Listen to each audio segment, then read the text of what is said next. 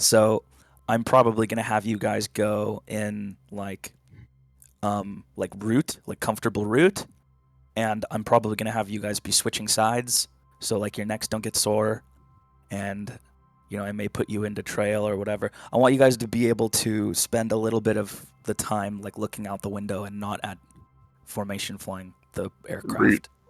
guys, for us, route is a little bit like Arrowhead. It's like a relaxed, close formation. Yeah, echelon. Why can't I join the server again? Because they took it down for Jonas to make adjustments because they didn't have enough Eagle slots. John, for reference, the visual flying reference on the Eagle is you line up the nav light on the wingtip up with the root of the wing, and also the antenna on top of it as well. What's a comfortable speed? What's a comfortable speed for you guys? 300 Mach 1.5. Oh my god. Oh yeah? Fuck off. No. No. Please God, no. If you do 350, well, also, how fast can Derek's beak, I suppose? You want to let him finish his point before you get to the next point of interest. Okay, fuck you.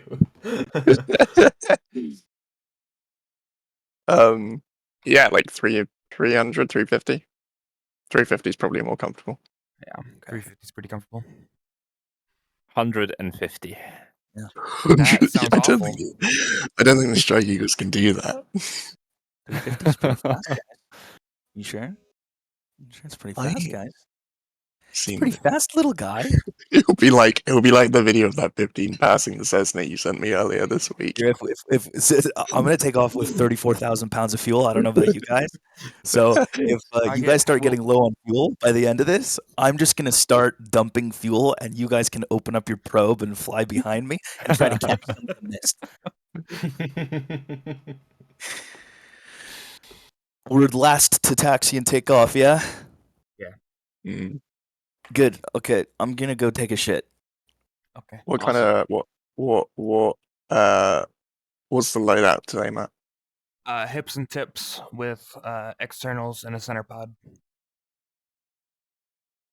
Tips. Okay. What's hips and tips?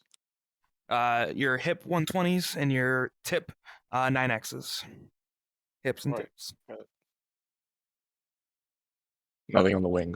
It's like a woman having a bigger ass, simply. Basically. Uh-huh. Explain. Right. How do you figure? You never ask him to explain. Big mistake. This is awful. This is like when Zeb walked in the other day and started describing it as if it was a woman, and Pete just went, "This is making me really uncomfortable."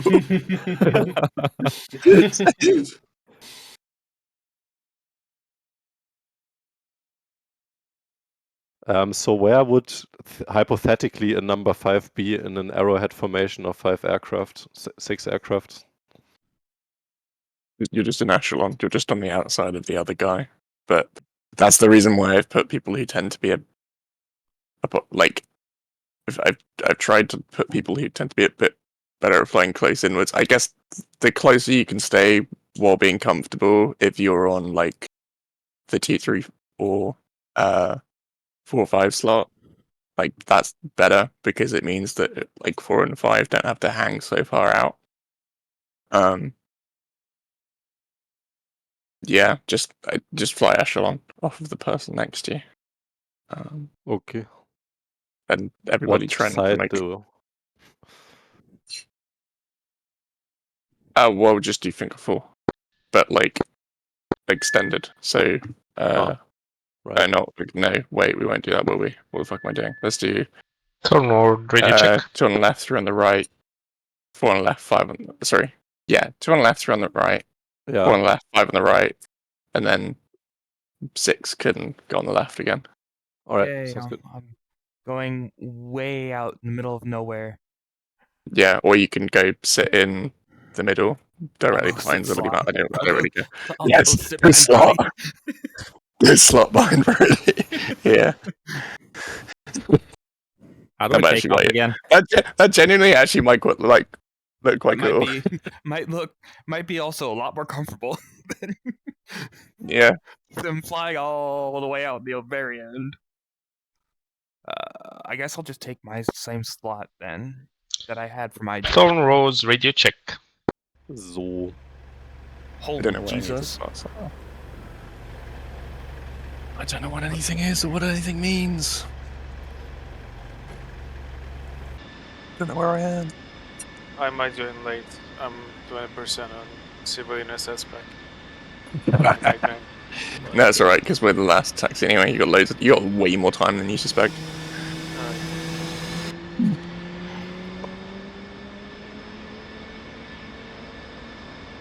Hi, Sam. Intercom.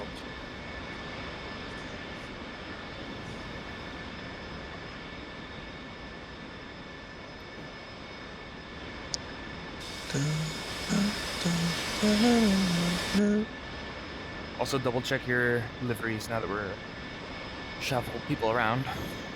I had a look at John's earlier to see what his helmet was. So I know that one works. I checked. No, that was the surprise, was me squinting as I zoomed in to look at the text. Oh, I should have had Chris put the black Magpie jet into this one as well. So that would have been cool. That would have been really sweet. Maybe I'll get him to do that I would when we really next like update the issue 30. my sticker on my wing. Your sticker? Yes. What You have a sticker? You have a sticker on your wing? No, I want one. Oh. What is the sticker that you want? Wow, performance is really good. My sticker. Oh, he What wants sticker? that sticker. He wants that. What, the sticker. helmet? The helmet No. one? Sticker that Chris added. Oh, I see what you mean. Yeah, no. I didn't get it either. I didn't get it first either. Right. That's a good idea. You should do that. Right, no. Be super cool. Henry, if can he you didn't. count? I want that sticker on my bombs. That'd be cool. Fine. Yeah, Right that'd on be the quite. tip of it. That might be something worth actually like having a laugh about. That'd be Can we funny. have stickers on the bombs? Well, you'd have to go edit your own your file for what you're because you can do that. You can change the livery of the bombs and stuff, but you'd have to go. We can put that in the livery updater, can't we? I wanna Well, yeah, put you some could just crowns include it as on part of Custom your skin. bombs and everyone gets their own bombs. Well, to be fair though, the only problem with that is what we currently do is we have a basic Australia skin that gets pasted onto everything, and then the details of everybody's. So that's like the main bulk of it, and then everybody's like individual details, like the helmets or Matt's missing wing or whatever, are then painted over the top, so that they take up less size. So the only problem with having like loads of different things on all the bombs means you're adding individual things to every single livery, which makes them a bit bigger, and that makes people complain. Well, they should get better at it then. Yeah, well, you know, some people just love complaining. Right. I mean, I have like 200 gigs of livery on my C drive, which I don't appreciate. You know, so I mean, There you go then. it's probably the Vipers. One of those complainers over here. It's one of those people who complains, right? I've never publicly complained about this though. Yeah, I wasn't.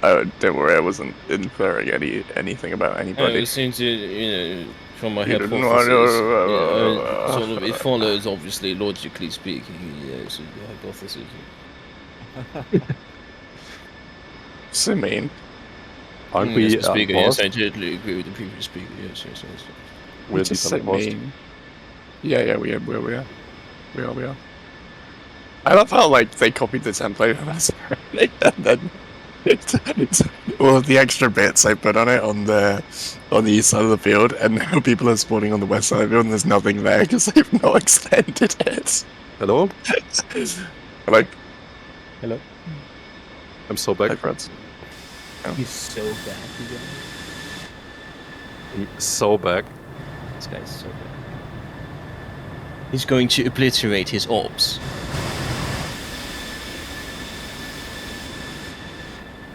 So. You can't use that word with a posh accent, Eric. You can't use that word with a posh British accent. It's even better if you use it that way. No. His orbs. Yes, his The orbs. The orbs. Oh, I'm going to we crush have these orbs. incoming mix. Incoming mix. Okay, scramble. No. We gotta go, Henrik. Yes. Fox 4. No. I love that you guys are kind of... part of me secretly enjoys that you're all obsessed with that now. Apart from Matt, who hates it still. Hold on, Yes, more. I'm secretly obsessed with air-to-air and doing a lot of Fox 4s.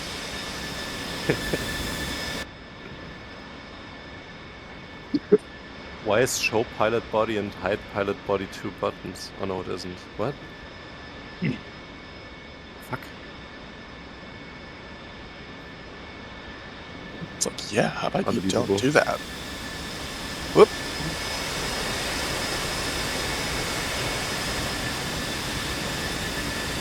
I see them mix are pre-looping. Oh, oh. What are you This is not talking about? That is so good. Michael. Yeah, every time you open your mouth, Henrik, something else comes out of it that horrifies me slightly. Slightly. Only slightly. It's big of you. I'm very Oh. big, I'll have you know. Sure. He was not. I mean, she says 2 inches isn't a lot, but I shared it with the group chat and they all agree.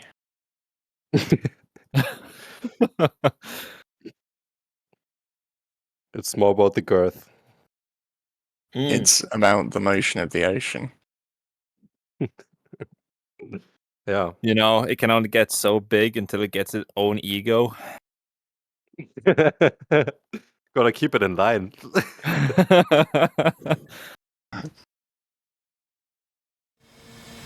I'm starting the engines. Is that good? He's Are you starting guys the engines! Are you in the game? Asiatic! I'm gonna score 7500 and piss off Chris. He squawked 7700. Everyone's Ah. I had it set on 3C and then 3-star as 7.7 and 7.5 last week. So when he was like, "Can you change that, please?" I clicked the button. It instantly went over to the next one. It's like he's gonna be really happy with me. What squawk did you say? Whatever the one for. I forgot. I mixed them up. I can't remember which way round it is. For all the different ones for like emergencies. I can't remember. 77 is Hijack. 7 is emergency. yeah, 77 is emergency. I think 76 is hijack. It's been a while since okay. I though. And 7.5 is radio loss, no? Wasn't it? Yeah, Yeah. I think which I had on while I was talking to him.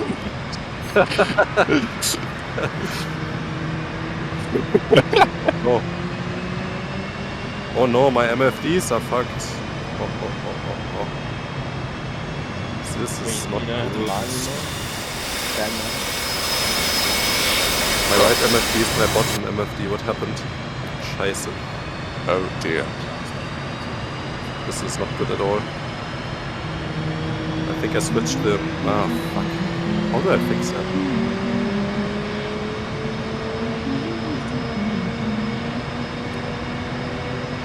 What is going on here? Breakfast! Flight control.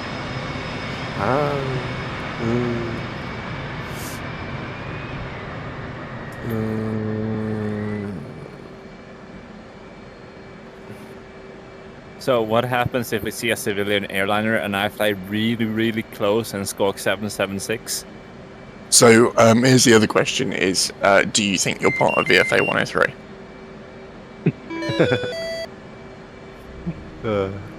Important questions. Because my answer is really going to depend on whether you say yes or no to that question. Oh look, there's loads of Vipers taxiing past me. They're going quick. yeah, they How's are everyone's performance? fine. Yeah, good.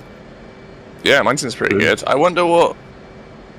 Maybe it's the fog then. Maybe it was the fog that was fucking us up during my missions, because they got but it's way beautiful, more though. statics down there. Yeah, I know, but Keep the fog. Get better GPU. who's Hasn't. Wow. well, my FPS was. It was everyone else who had issues. Who complained? Yeah, Derek. What? You were one of the people who complained that the performance was poor at the start of training season on Caucasus. Right. Right. Publicly. Publicly, I called you out on your. He called me. object I was his placement. ops. No, but that's why I'm saying that, Derek, is that it wasn't the objects because there's way more objects. There's the same objects in this exact mission. It's exact same objects. Yes, darling. Well, I think the problem was in that instance the fog. The fog. Yeah, that's what I That reckon. particular moment in time. That is what I reckon, mate. All right. Shut your pile. You know the way there. Derek, you need to pull your finger out. Bam. Huh? You get me? You need to pull your finger out.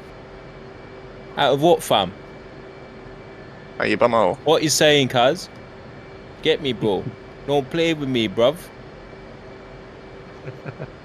Shut your mouth. Are you mad? This Are will you be mad? a long night.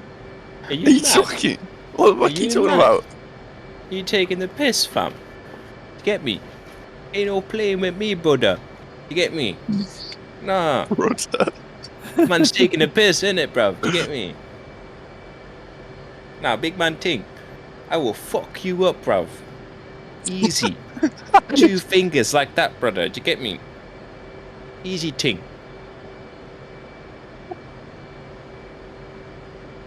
Let's Quickly mute him done, already. bruv. Yeah, let's mute up. Alright.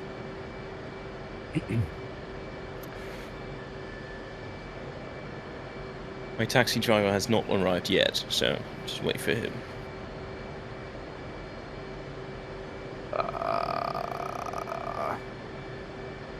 Yes. Come on! What the fuck? Now 2 MFDs are the same MFDs. It doesn't help that they're named the same thing. I don't know what you're talking about, mate. Scheiße. 99999. Wow. MFD 3. Local German man experiences minor inconvenience. Minor? You call this minor? It's at least a medium inconvenience. They're at least 15.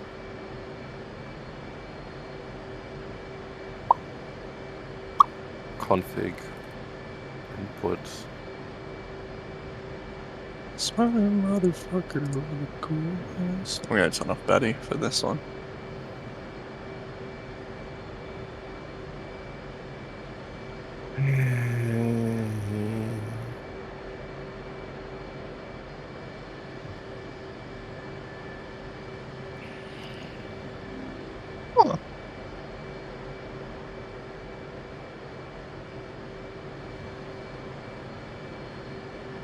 Ooh. Tower setting 2. Tower. Setting 2 request squawk and departure. Satan 2, squawk 1100 Ripple. You are cleared for the Aurora 1 departure. Hold at Alpha. Don't get going. 1100 Ripple, cleared for the abort to departure, holding at Alpha.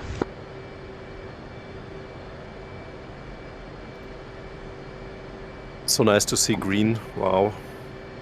Oh Gorgeous. no, why not snow? Yeah. 2. I'm excited for Germany. The Germany map's gonna be cool. Yeah. It actually has Hull 3, North 4 ship German, so it has Viper, basically shelters on Golf, request everywhere taxi. where I live. It's really awesome. Yeah, it goes all the way to you L3 standby. How do you call it? Satan 2, line What's up and wait. the US Army? Line up and wait, Spangalem. Yeah, it goes all the way there to the west, and that's basically where it stops. I think. Also, I've heard. Has all of Hamburg, the Baltic Delta Sea. 3 It's Tower, Yeah, direct as most of seat Hamburg to and most of the Alpha air via bases Golf, along the north coast. QNH, Anything stretches all the way sort of east to Berlin, and then beyond Berlin, I'm not so sure. But I know that it does have Spangolm because I don't think the area around Spangolm is very high texture yet. But they did get it in at least. So, also I've heard. It also will have the Eurofighter base up north. I don't know how it's called. I think it's in Rostock or something like that. It's the, like, I was having a look northern, around. Scramble watch. How do you call that? Yeah, they've got a load of old RAF bases in it as well. In Berlin, there's an old RAF base in Berlin that they used in the Cold War, but to have lightnings and stuff. Because obviously the map is Cold War era, but Wait, they had the RAF had bases in West Berlin. yeah. Wow. I've forgotten what it was called. It's Gatow, Gatow, I think. Yeah, possible. Yeah, and that's now a museum. But that was an RAF. That was RAF. Oh, Gatow. I've been there. It's a great museum. Yeah, it's fantastic there. Yeah. I can highly recommend it. Oh, nice. Yeah, It's really so cool. that's in. There's loads of it. I didn't realize how many airports there were in Berlin. And Yeah. Hamburg, really. But yeah, no, it'll be good. It'll be good for ops, even if it is like technically Cold War era. You could definitely do some modern ops or 80s ops there. It'd be really cool For sure.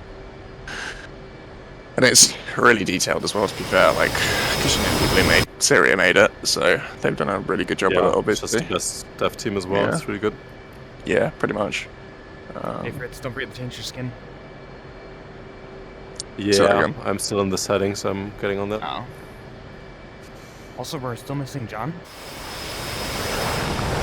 I don't know where he's gone. I'm here. 67%. I'm down on the civilian. Are we all enjoying our hobbies? Because I am right now. Why are you enjoying your hobby, Brody? Why are you enjoying? He's still shitting, bro. You're not allowed. He's enjoying his hobby by shitting. Maybe that's his hobby. I don't think I'm gonna make it. Can someone share screen so I can... No! Get in! We got ages. How long have we got? What's time now? 20 past. We got another 10 minutes. Just keep downloading your fucking thing. Alright. 9. But yeah, Derek stream. Stream the back of the stroke you go on and see what you look like. Oh wow, that's a Viper.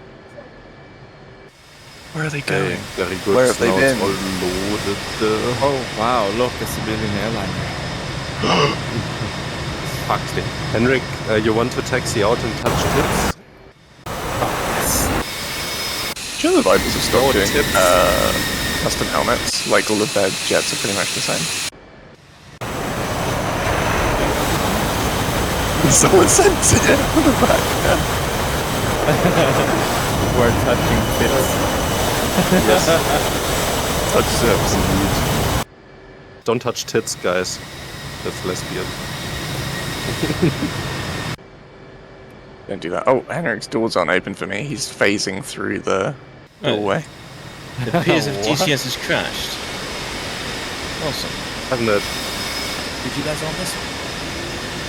Yes, darling. Are you okay? I think so. When I say the Wi-Fi literally I'm trying went to out, get immersed. when I say the Wi-Fi went out, as I was walking back to my computer from taking a shit, at the moment we're supposed to be stepping, I am literally saying it went out the moment I was walking back to my computer when we were supposed to step. So, if it goes out again, we're a little cooked, but you guys know what to do. You'll just stay in formation. Whoever is -2 will pick it up, No. and then we'll figure out what the fuck we're doing from there.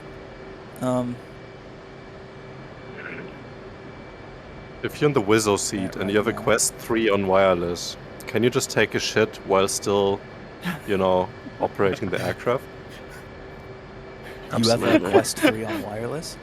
You're just talking, you just You know, hear it. like virtual desktop. Is that what you said? You hear the little plop in the background. That's great.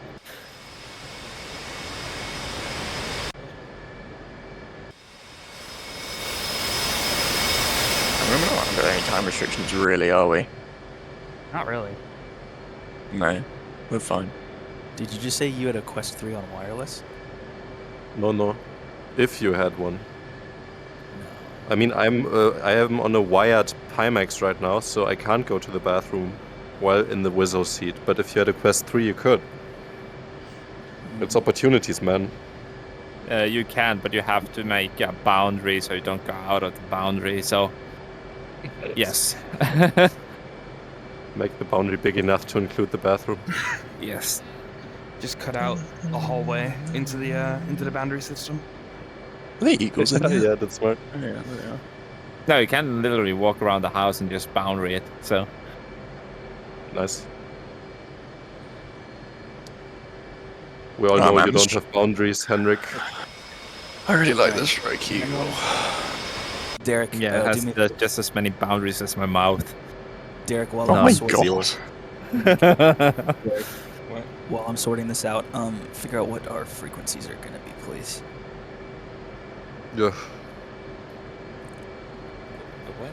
Mission. You mean for the tower? Like when we have to, yeah. Oh. I just don't have a new board with frequencies. I think as long as we get the first one, we'll be fine because they can hand us off to the next and the next and the next. Did everyone go in as Buzzard 1? I think that's what we said earlier. No. There's Magpie 1. Oh, Magpie 1. Or Cream pie. Magpie 1, rather. Sorry. Okay, the controllers think we're supposed to be Magpie 2, but I'm not going to make everyone That's redo that definitely shit. wrong. So let's just all go as Magpie 1, and they can deal with it. They're like gonna that have idea. to because we have started up the chance. Yes, Yes, I'm not. Go back up. yes, that's fine. All right. Ligma 1 departure. What's Ligma? Did you ask Sigma first? Sigma Are 1 they friends departure. with Ian?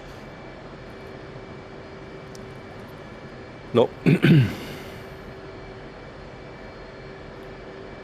Is John here? Yeah, he is. John, your Instagram algorithm is one of the worst I've ever seen.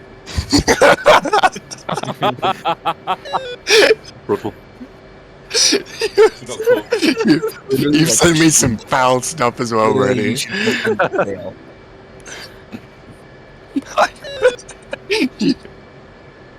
You do need to stop, John. It is bad. Mistakes into miracles one. Oh, did someone say something to me? Yeah. Brody was just complimenting you on your algorithm. Oh, I was grabbing some tea. I didn't hear. But yeah, like he's busy backing up my algorithm right now. Dude.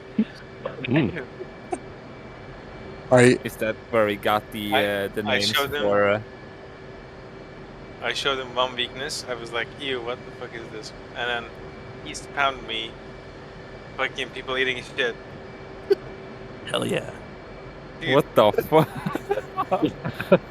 literally, he sent That's me even more screwed people up than eating my shit. algorithm. And then he was That's like, an "Wait, average it's day just at work." vanilla. It's alright. What's wrong with it?" Oh, it's literally you should be in jail. Wow. What, for which one specifically? There was one about a grandma. What? Oh, What? Which one's yeah, this? yeah, yeah. Wait, which one? I can't say it out loud. I can't say No, it out loud. you got to. Why not? Well, I can say that now. Go Say on. it. Hold on, let me open the. Ooh, thing. Vipers. Oh, that's pretty. Nice. Good formation.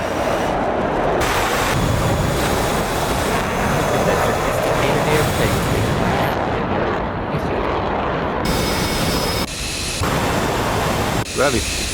Uh-oh. 4-6-3. Uh-oh. And then... where's... He's L3. Who am I looking at? By the way, if 3 we 2's end not up his being name. like, if we end up being like 5 or 10 minutes late or something like that, we'll just cut corners during the route. Okay, I apologize for the words that are about to come out of my mouth. Oh my god, he's Yeah. Oh no. this is what you should be in jail. I'm so Well, ready. they have to see the image. They have to see the image. How am I supposed to show them the image? You screenshot it and you put it in the chat here. Oh god. All right. You'll get banned from Discord. Oh my god. It's worth it. Trust me. Is it worth it to take my headset off for that? It's worth it. Definitely. Is it? I don't know about that. I'm a little bit scared. It's A little bit excited. Oh my fucking god.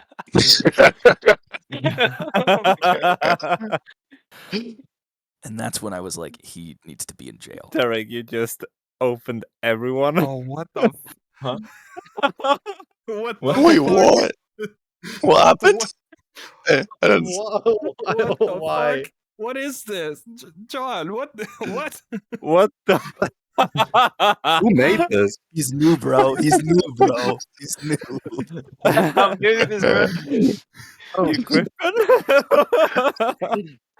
He's digging in. I didn't think you Damn, could you disgust Griffin, me, Danny. but you did it. No, trust me. Like, this is nothing. Why you just No, said it's dude. like tip of the iceberg, Nothing? bro. People should study his algorithm for science. That's crazy Good for work. educational It's just so purposes. insane. Brody, you literally sent me people eating shit, right? Dude, that's That's more normal than this. I Yeah. don't think that. I think they're pretty on par. You guys are That's both just pretty your on average par. German. That's just your average German on a regular Tuesday evening, enjoying their hobby. That's true. Yours is something. That's different, man. For me, this meme is just like normal. It's like 4 out of 10. It's nothing. I just like how Derek just put the operations roll call just before. Try and bait. Don't misclick. I'm in the server. I'm finally in the server. All right, Derek. Everyone just got a ping. What they see is horrific. Derek, what should we take? Which? Yeah, where? Does it matter? I guess it doesn't matter. How. Yes, we take the tour guide too, I think. No? I don't see. Oh. We take Chief 2, I think. Chief 2? Amramis. Yes. Vaziani 50. We'll try that. Yes. Yeah. Sorry for the delay, guys, but that's all right. This happens at Longley all the time. Derek, you may have to. I'm not sure with multi-crew, but I vaguely recall you might have to set man AM in the back seat as well, or else like. So just kind of, you know. All right. I will promptly comply. Okay. I'm loading into the jet. Hornets, what kind of takeoff interval do you guys usually use that guarantees you clearance from each other's wake turbulence? 15. I haven't figured it out yet. Usually about Like 15 15 seconds minutes. is definitely too short. Okay. What about, I mean, we could just do 30 and you guys can just catch up. Yeah, I What think about that's good. 1 minute? Because the wake turbulence is pretty brutal. We can do 30. What I'm thinking is I'll maintain 250 until everyone's caught up. Slower than you're used to on like a mission, but it just helps people catch up faster.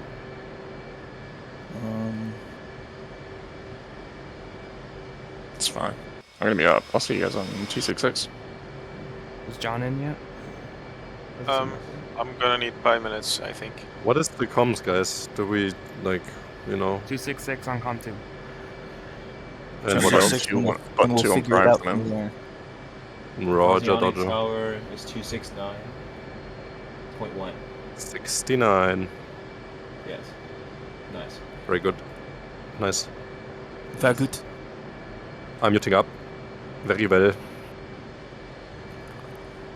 He's muting up. Yes.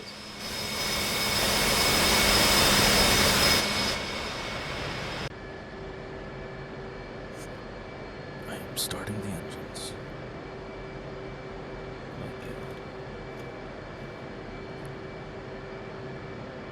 Derek, if I disconnect midway through, you're cooked.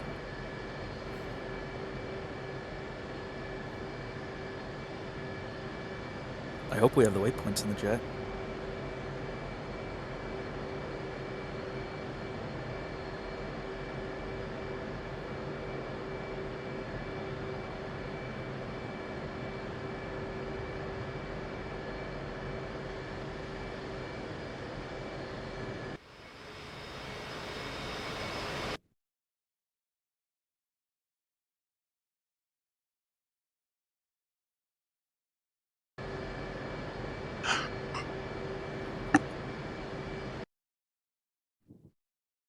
Man.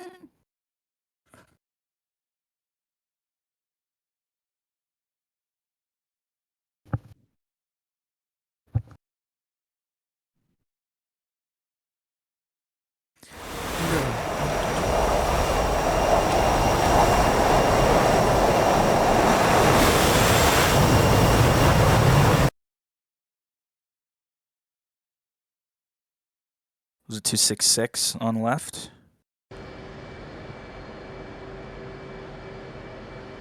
I think so.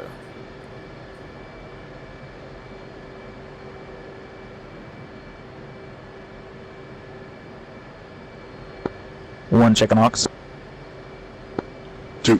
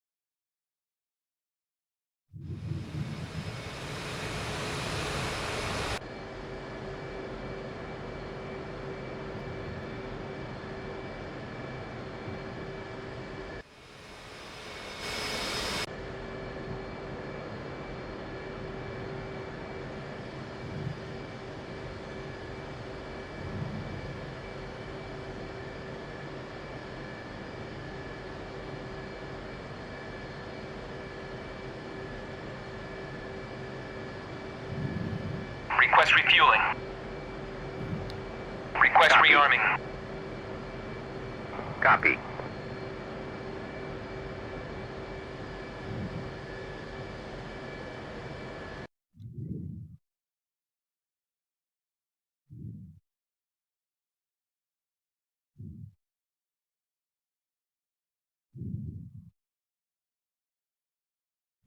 Refueling complete.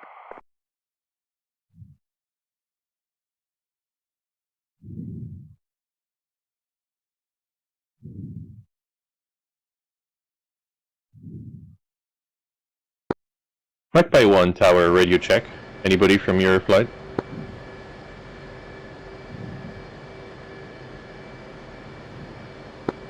That's the answer.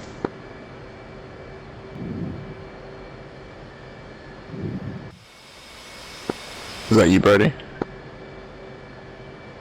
Rearming complete. Were you just replying to tower? Am I gonna what? Don't worry. I was going to say, I'm up by 2, sorry, I'm up by 1, 2. We're just still setting up with the tour guide, but we'll be with you in a moment. Rush. Tower was just wondering if we were ready to go yet, that's all. And Tower, Magpie's gonna need another few minutes, but we're monitoring now, and we'll call you up when we're ready. Roger.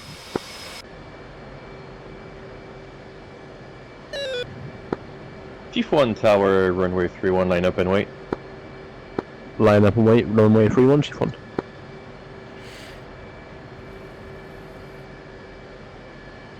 John, Hake, good looking. I was downloading civilian asset spec vehicles. I'm on 30%. Like, you guys can take off, I'll just take off on my own, try to catch up to you guys. We'll jump in when, well, if we're only going to be waiting a few minutes for you, might as well just jump in, get both the engines on and shove on IFA, and nothing else is really required, so.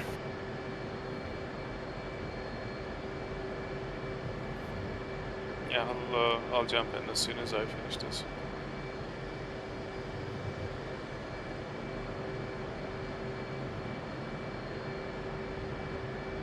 What did you guys switch to? I was AFK for a sec. We're on 266 for aux and 269.1 for tower. What happened? I don't hear anyone on 266. Stand by.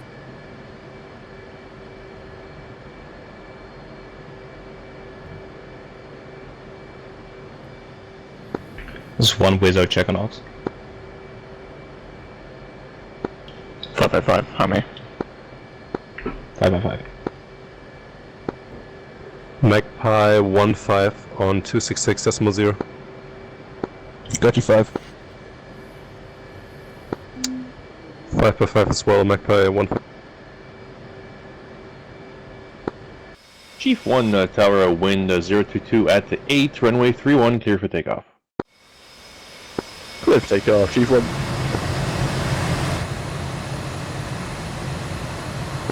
Okay, who's not green?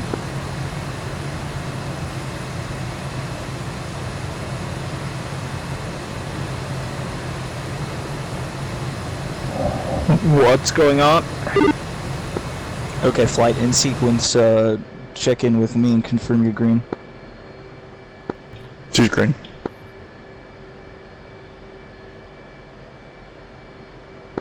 Henrik! Are you ready?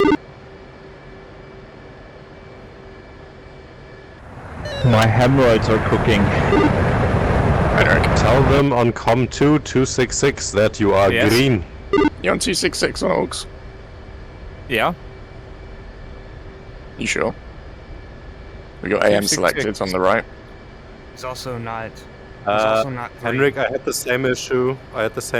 Just cycle on 266 AM now, and yeah. FM. It's I broken. see. Oh, fuck, it's John, that's why. Sorry. No, I thought, yeah, I had it in my head you're 3. That's my bad. Right, John is 3. Ah. Okay, never mind. Okay, but also Fritz is 4, so you need to call up Brody and tell him. 5, actually. Whoever's 4 needs to call him up.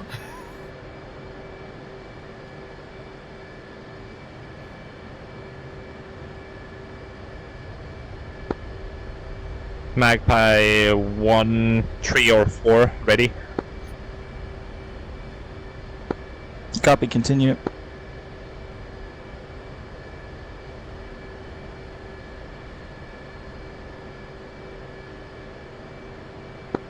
I need 4 or 5, whoever's next. Let me know if you're green. That's you, Fritz. Magpie 1-5 is green, but I don't know who the fuck 4 is. Magpie 1-6 green. Okay, 1 is green. Give me a moment, figure out exactly where we are. We'll call them up with a proper check. If 2 or 3 or 4 doesn't respond, just give them a few moments and then continue with the check-in on Pry. Everyone check Pry 269.1. Henrik, you're 4. And 269 just 1.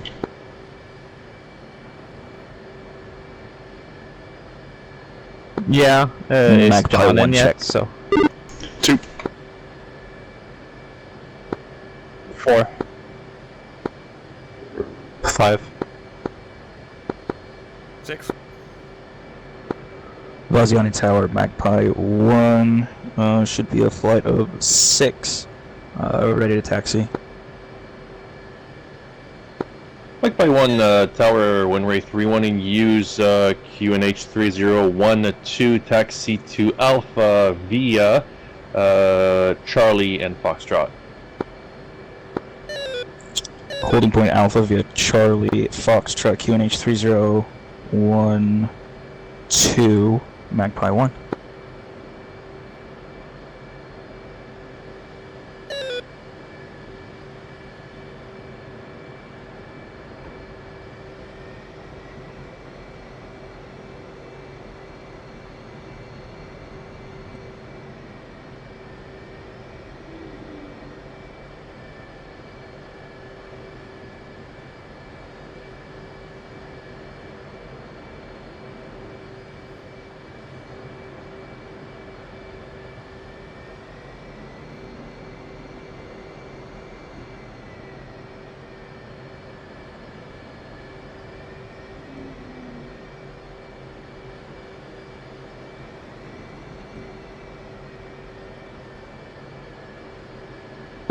Stop there, Matt.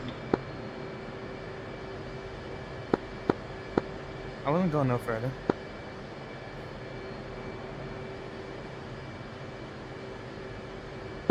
Just run.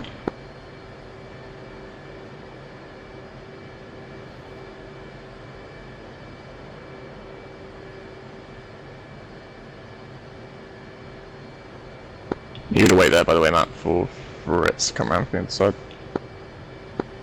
Yep, I'm aware. Alright guys, listen up. Magpie, welcome to Georgia, rookies. I am DP, call sign DP. Been here for months, so I guess I threw the short straw on the farewell ride. I'll be your underpaid tour guide for today, so let's get airborne and make the rounds. Loosen your parking brakes, please, and follow me out to the runway 31.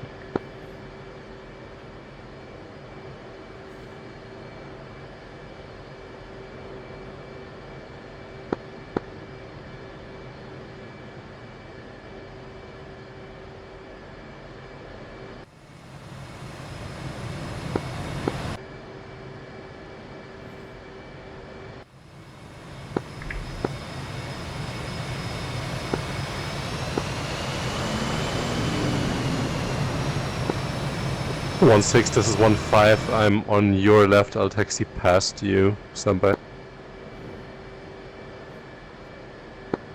Copy that. I'm waiting for you.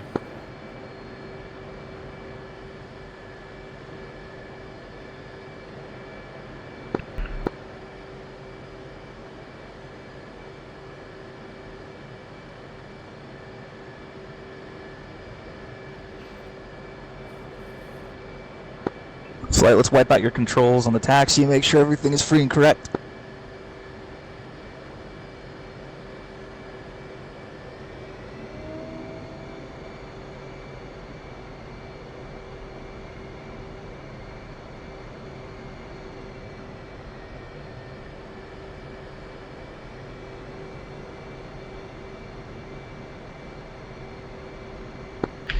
Okay, Magpie, I hope you're all comfy and enjoy cruising beautiful scenic Camp Crater, also known as Vaziani Air Base. Locals call it that NATO thing near the power lines. Used to be Soviet bombers here, now it's just meetings and overflights.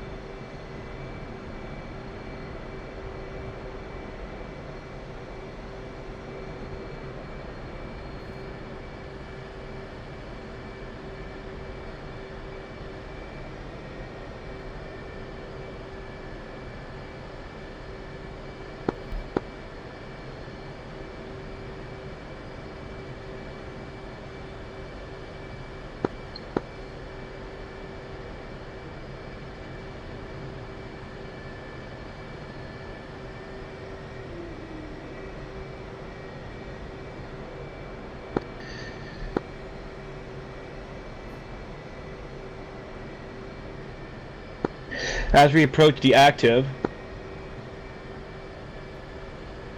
Bye-bye.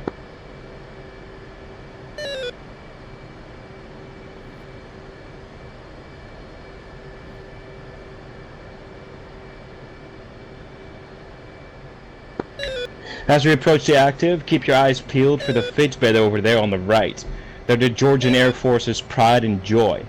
Now, if you're wondering what to do with your downtime in Tbilisi, I've got a few unofficial recommendations. You could visit the historic sulfur baths for one. Just don't ask what happens in the VIP rooms. Or go try King Kali with hot sauce at the hole in the wall behind the Carrefour. But don't plan any G tolerance testing the next days. And if someone offers you a homemade cha-cha in a plastic bottle, say no. You won't, of course, but I have to say that for liability.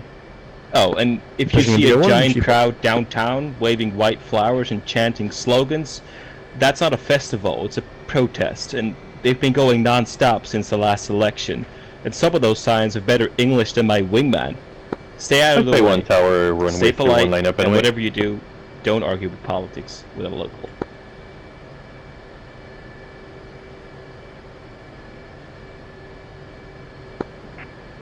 Roger that.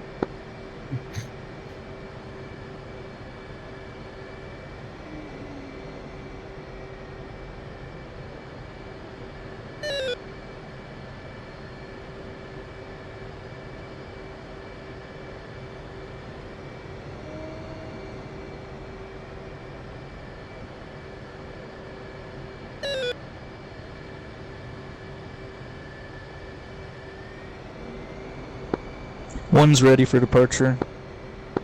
Who's ready? 3, 4, ready. 5 ready. 6 ready. So are we missing 3? 3 is John, right? Yeah, 3's not here yet, but he's going to jump in when he can and just try and catch up with us. Understand.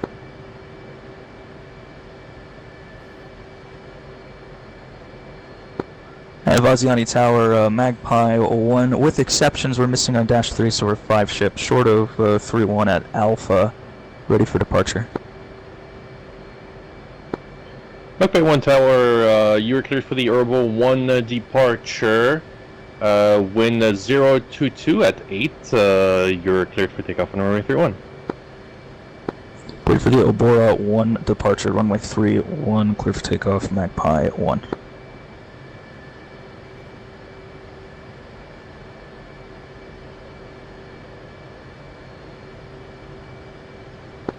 Okay, I hope everyone's properly strapped in, and please enjoy the view on the climb out. To our left, you'll see a hilly area. That's the National Park. Do not overfly at low altitude, especially not when the weather comes down.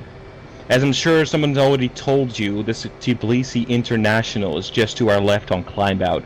Luckily, the Tbilisians have been kind enough to put a big glittery water reservoir just under the ILS glide slope for runway 13 of the civilian airport. So, as long as you remain at least 1 mile away from there, it should be no chicken races with civilian airliners. After takeoff, we'll head north.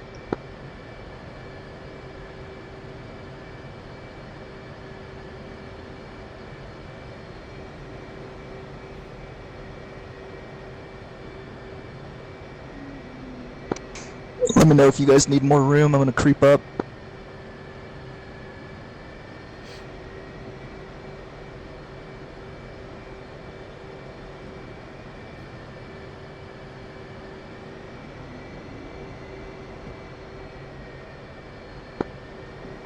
Six, you okay? Yeah, should be fine. Yeah, I'll be fine right here.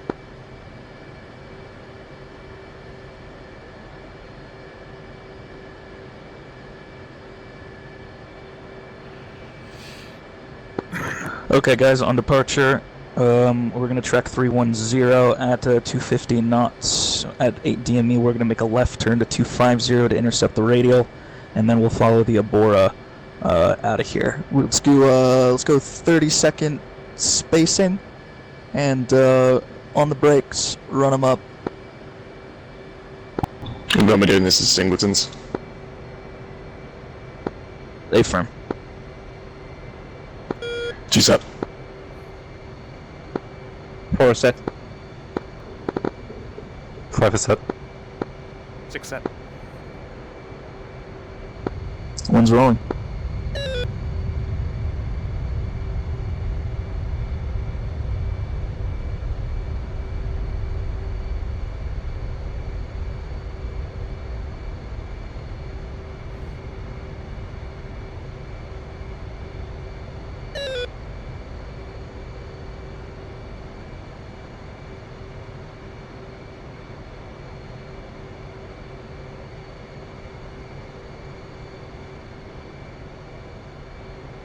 Two's rolling.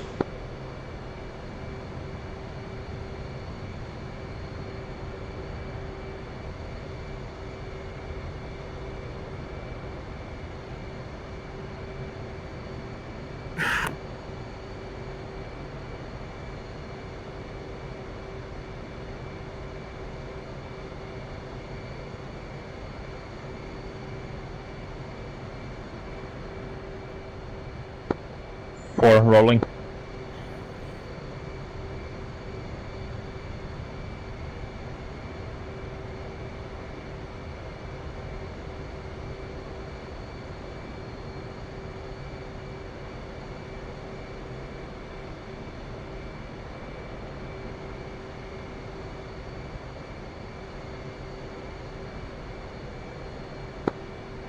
Magpie 1-2 tower for your intermission use clocking emergency. Is that still relevant? 5 is rolling.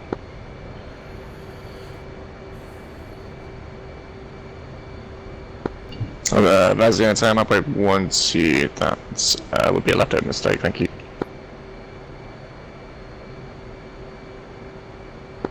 Alright, as we depart, if you look down to or point your TGP to steer point 1, you'll see a cluster of HESCO tents and antennas.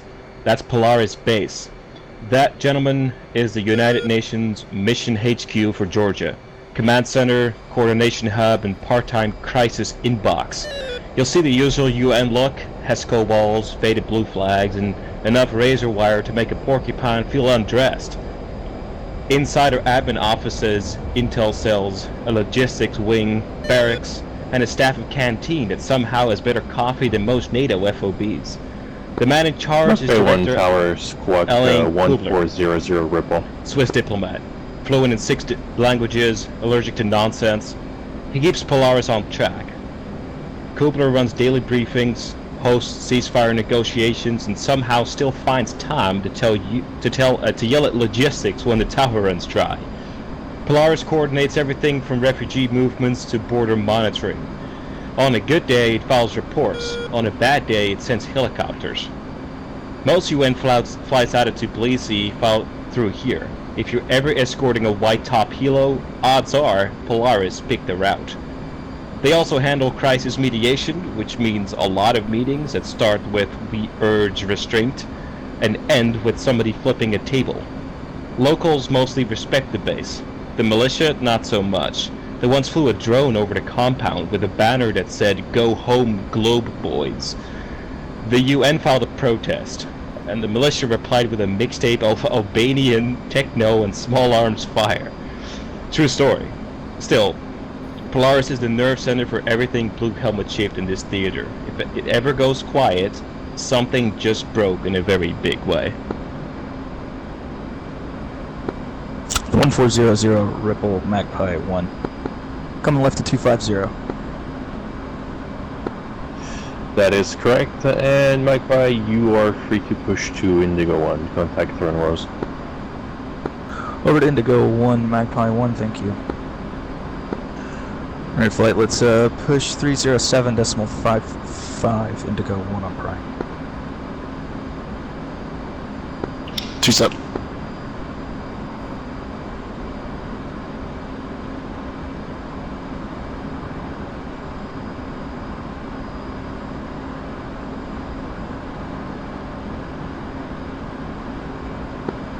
Four set. 5 set. 6 set. Magpie 1, check. 2. 4. 5. 6. Any face Magpie 1, with exceptions, we're missing our -3, he'll be joining us later.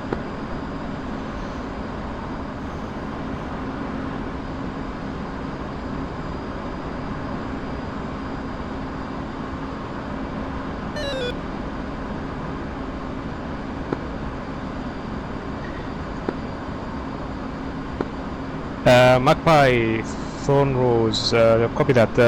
Authenticate Mike India. Say again, call sign? Thorn Rose.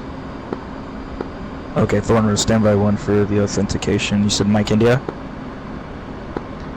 That's correct. Mike India, authenticate Mike India. Okay, standby 1, I've got to look this up.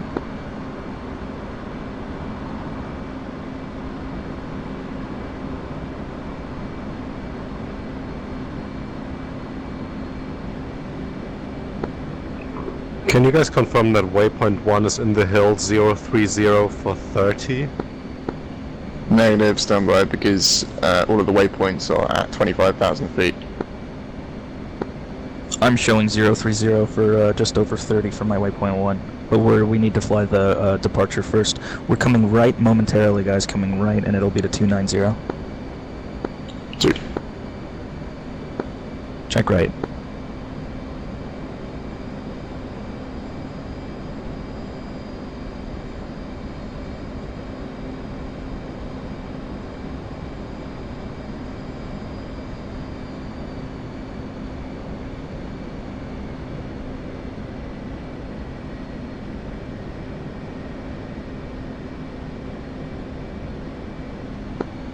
Steady up. Magpie 1, authenticate Tango.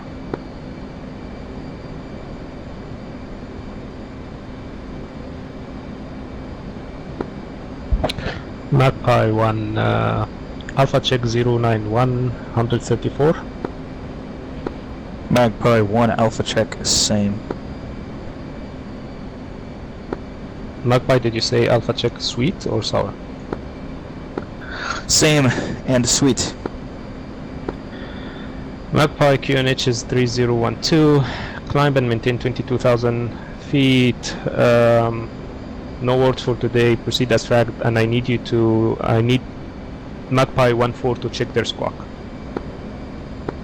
Copy 1-4, we'll check their squawk. Climb maintain 22 to 2,000 feet and force QNH 3012, Magpie 1.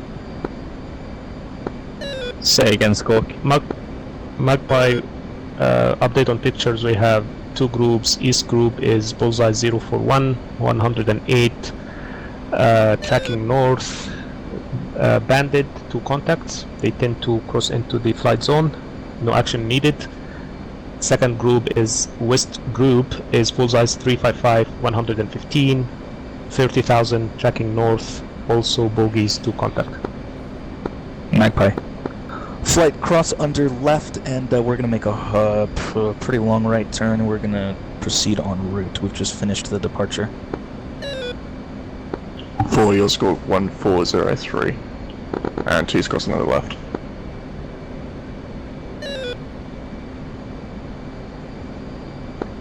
Check right. You guys good for me to speed up to about 300 or 350? 350's good. Okay, accelerating. Magpie 1-4, squawk is set to 1403. Thorn Rose.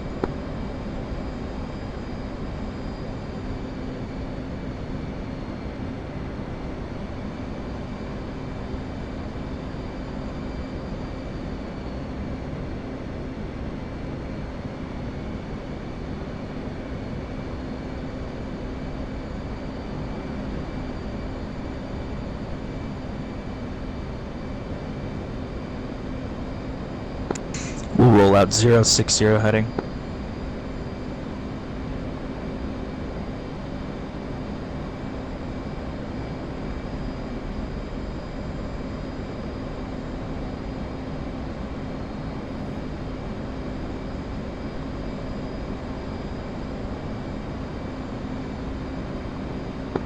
Steady up.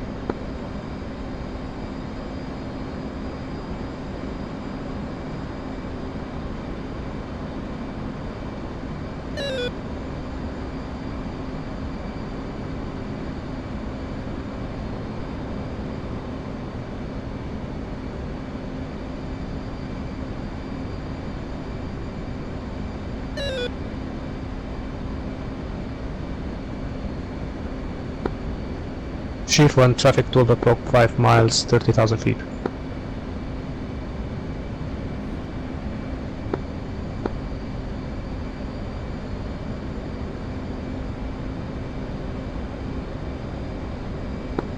Was that for Hell3?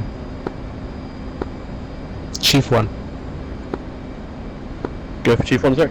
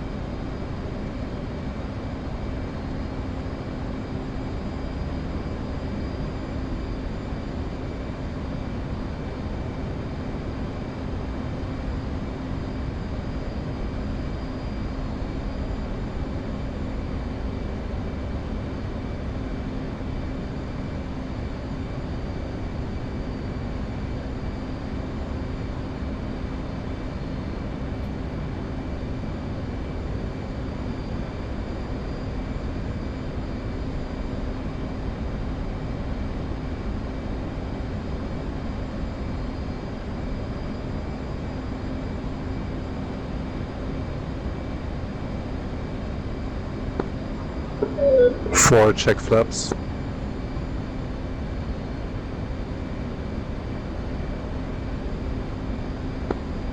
Four has flaps on auto. They look way further down than 2 for some reason, okay?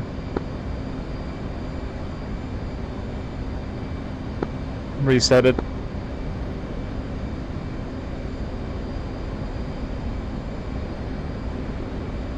Thornrose, Roman 4, millets forming, perimeter. Civilians backing away. Nebula 2 team is holding steady now.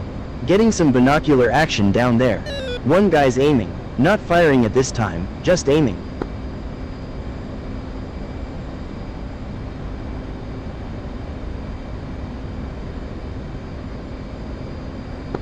And leveling off 22,000.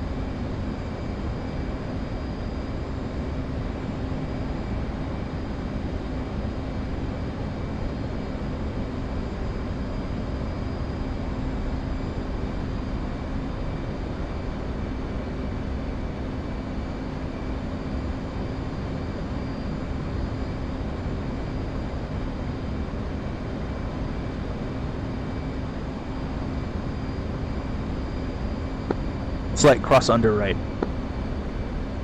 2. 4.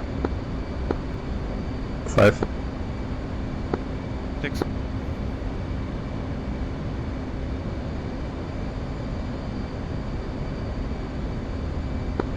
Table 1, traffic 11 o'clock, 30,000 feet.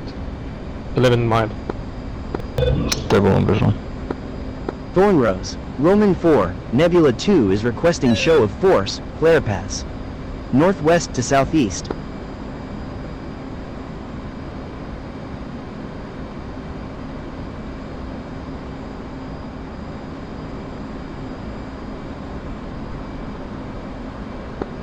Okay, flight easy, check left.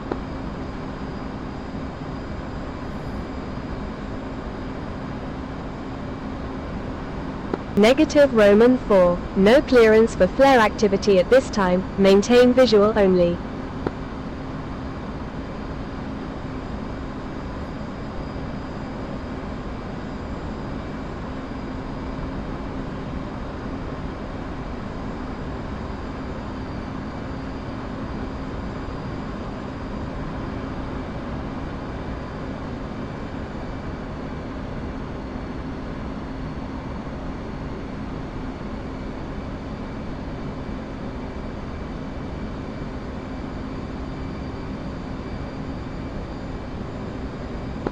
Okay, boys, first stop, Cap Silver. This one rides the eastern peaks, hugging the Russian border north of Kazbegi.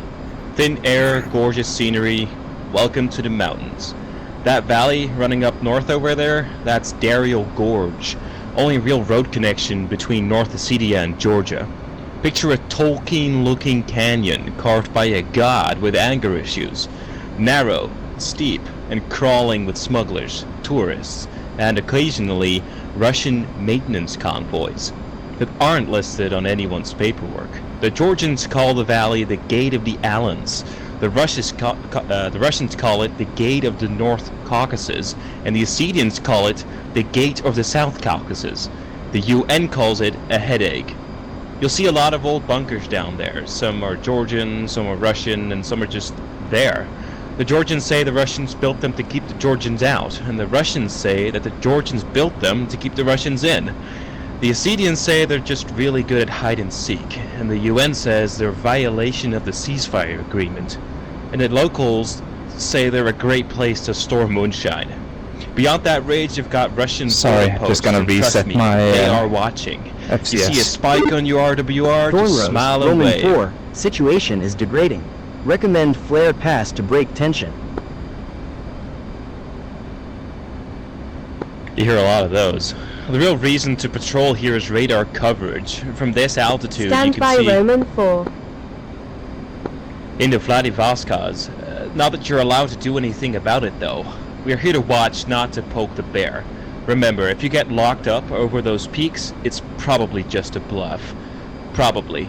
But hey, if it isn't, there's a monastery on the far ridge you can eject toward. The monks have a real chill attitude and excellent saperavi. Are we talking about this valley to our 3 o'clock now? Yes, sir, we are. Roman 4, Thorn Rose. Show of force approved. One-time use, from west to east, altitude minimum 3000. Execute and report immediately.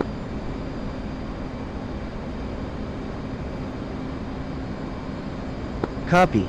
Flare pass, west to east, 3000. Executing now.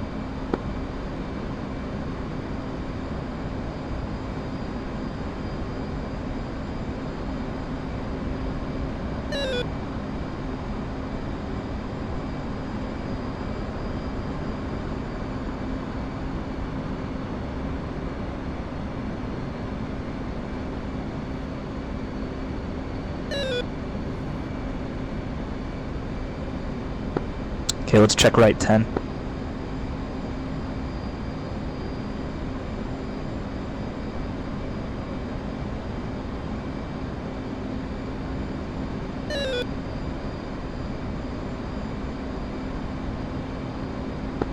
Is this speed comfortable for you guys? Yeah, I'm alright.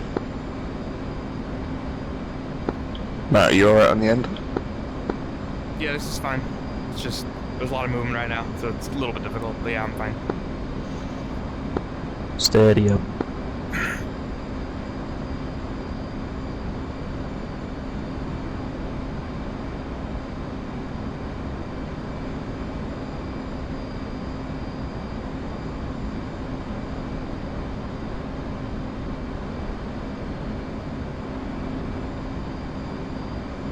Thorn Rose, Roman 4, flare pass complete, militia pulling back.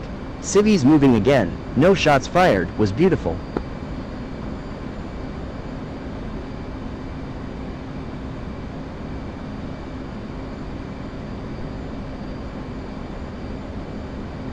Roman 4, Thorn Rose. Report received. Maintain loiter for 5 mics, then return hold. Good work. Thorn Rose out. Is there any turbulence for you guys? Will loiter for 5 mics, then return hold. Roman 4 Yeah, out. affirmative.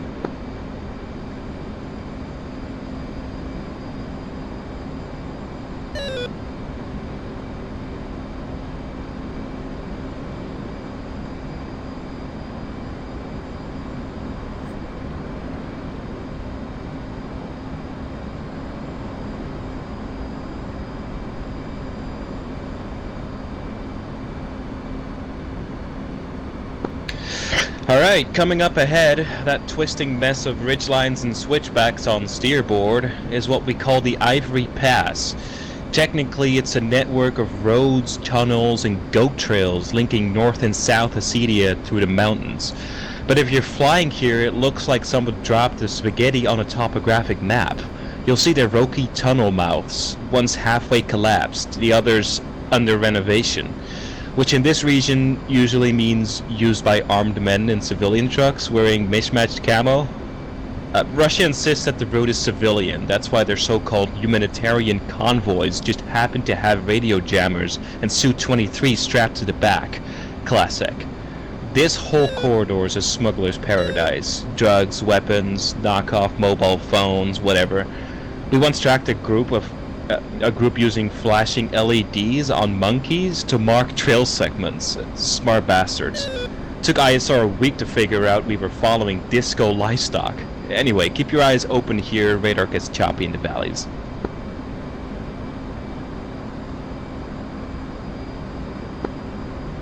I'll need to talk onto this ridge lines, please.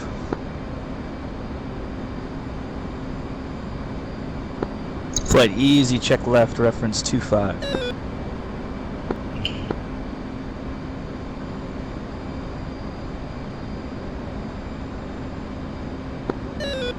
Chief and Thorn Rose, traffic 10 o'clock, 11 miles, 30,000.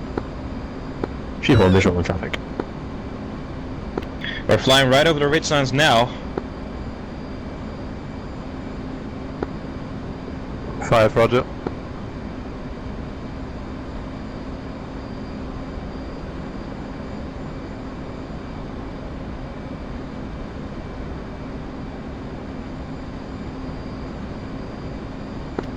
Alright boys, off your left, if you look across our wings, tucked between Java Village and that forest, that's Java Base. Designation Papa Oscar Papa Sierra Oscar 04. Officially, it's a South Ossetian military facility. In reality, it's a Russian-built fortress with borrowed flags. Revetments, bunkers, radar dishes, and a motor pool you could lose a battalion in. They say it's just a regional defense garrison, but we've seen more hardware coming out of that place than some NATO members own outright. We think there's a whole network of underground tunnels beneath it. ISR caught a convoy of BM-21s once. 1 second they were rolling out from a hillside garage door, next second they vanished under a tree canopy like ghosts. One of our drones caught a training exercise last winter. Full gear, obstacle course, live fire, trench drills, you name it. Day after, those same troops showed up escorting a peacekeeper mission with no insignia, and not very peaceful either. Bottom line, Java Base isn't a threat, it's a promise, and we're not allowed to touch it, so we watch and wait and log everything until someone decides pretending isn't working anymore.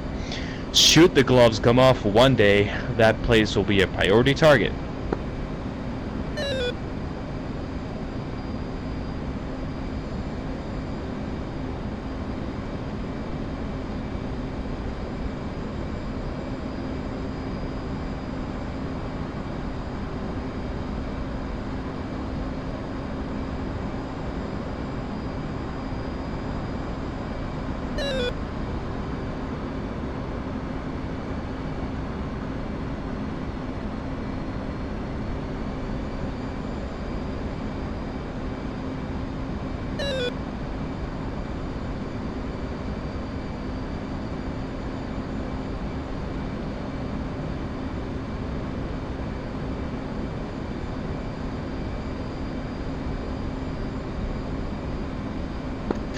Alright, we're in South Ossetian airspace, technically still Georgia, but don't tell that to the guys with checkpoints and surplus AKs. This stretches under the watchful eye of Colonel Arsen Bikori, also known with great affection as the Sheriff of Nowhere.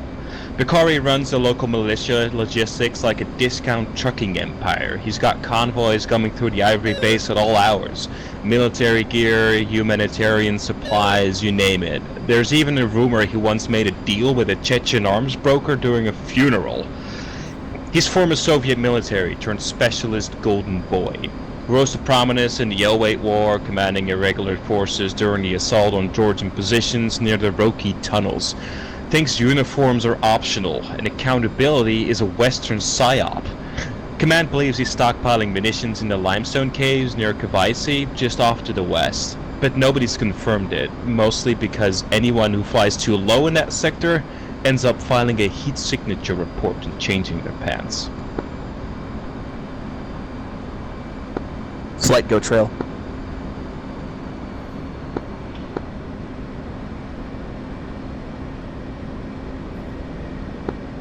Four. 5. 6.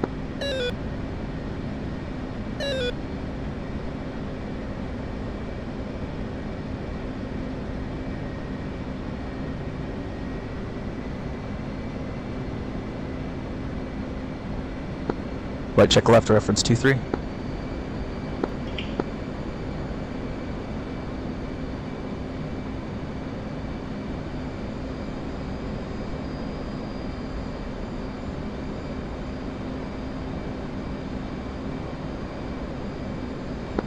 Okay, passing now. Next patrol lane's Cap Bronze. It hugs the western edge of South Ossetia, tracing the ridgelines and valleys like a paranoid Magpie mountain goat. traffic, 2 o'clock, 30,000 feet. Magpie traffic in sight will maintain visual separation. Well, you're flying above forest, logging trails, and old Soviet roads that don't exist on any current map. We call it the Quiet Cliffs, mostly because it's where things look calm right up till the point that they're not. The millets don't usually operate around here, but the hills are full of ghost signatures. Sometimes it's just a herder with a radio, sometimes it's a pickup truck with something long and a tubular under a tarp. Officially, nothing happens on Bronze, but you log every shadow, every antenna, and every suspicious ham radio call. This is where the flank probes start, and where early warning buys time for people down south to stop sipping coffee.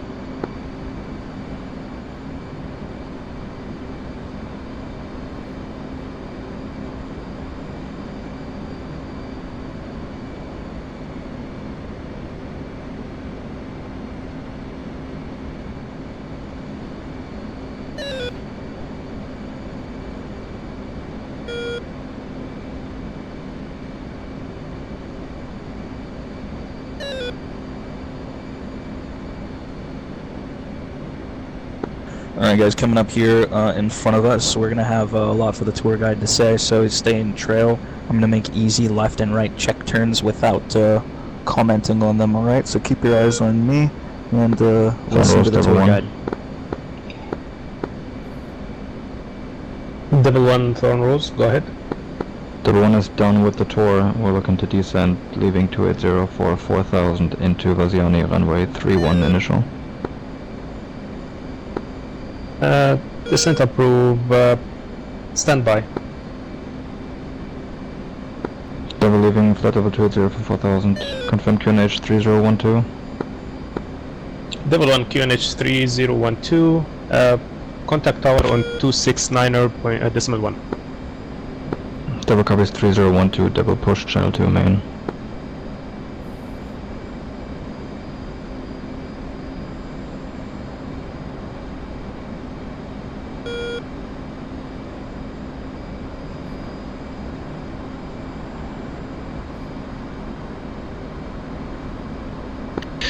By the way, Magpie, and not just a tour guide, even though that's my job for today. Anyway, down to our south, you'll see Kutaisi Air Base, designation Papa Alpha Foxtrot Kilo Uniform 01. Officially, a Georgian facility, but NATO uses it too. It's known as a launch site for NATO's 3 UAVs in this theater. Our high-res eyes on the battlefield. Welcome home. Right now we're short on Descent, reapers. 25,000. I hear more on the way, so you can expect a push fleet of new tower, eyes 72. to join the fray anytime. Until then, you'll have to make do with what you've got. The region around Kutaisi is also a wine country. It's full of vineyards, roadside stands, and more toast and tactical briefings. If you're flying low in summer, don't be surprised if you catch a smell of fermentation drifting through the cockpit. And yeah, if you ever hear a story about a NATO pilot blacking out on Saparavi and waking up engaged to a vineyard heiress, that totally wasn't me. That was a friend of mine. My lips are sealed.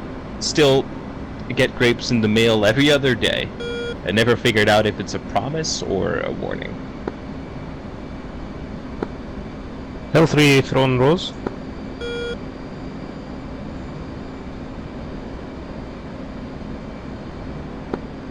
L3 send it. L3 say attention. We're still on the tour, we'll notify you when we're finished.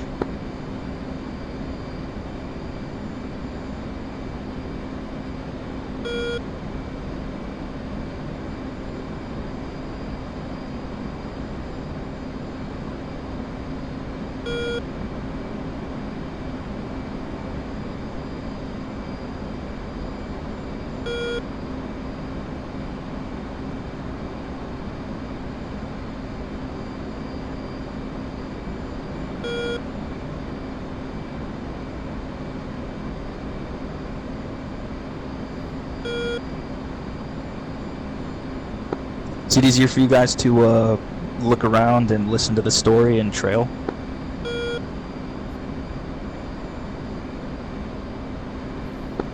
I have no preference. Don't know what other people think. Okay, I'm gonna keep you guys in trail for most of this then, unless you guys request otherwise.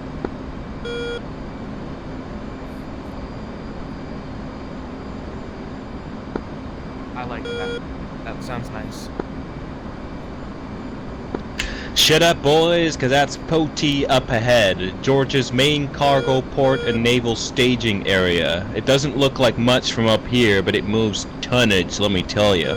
Most of the gear is bound for Kutaisi, Gori, and the forward bases comes through here. Rail lines, highway spurs, and the occasional NATO-coded container marked MISC spares. There's a Georgian Navy facility just south of the port, a few patrol boats, some sensors, and at least one guy whose job it is to look busy when we fly over. It's also a fallback point for maritime evac. If things go loud on the coast, UN convoys regroup here before pushing inland. We're not expecting any trouble in this sector, which usually means the trouble hasn't filed a flight plan yet. And if you're ever wondering why I flinch every time we fly past a vineyard truck unloading by the docks, never accept a second glass from someone with a family crest. Engagements happen fast out here, trust me. Anyway, let's RTB and check out the last few sites.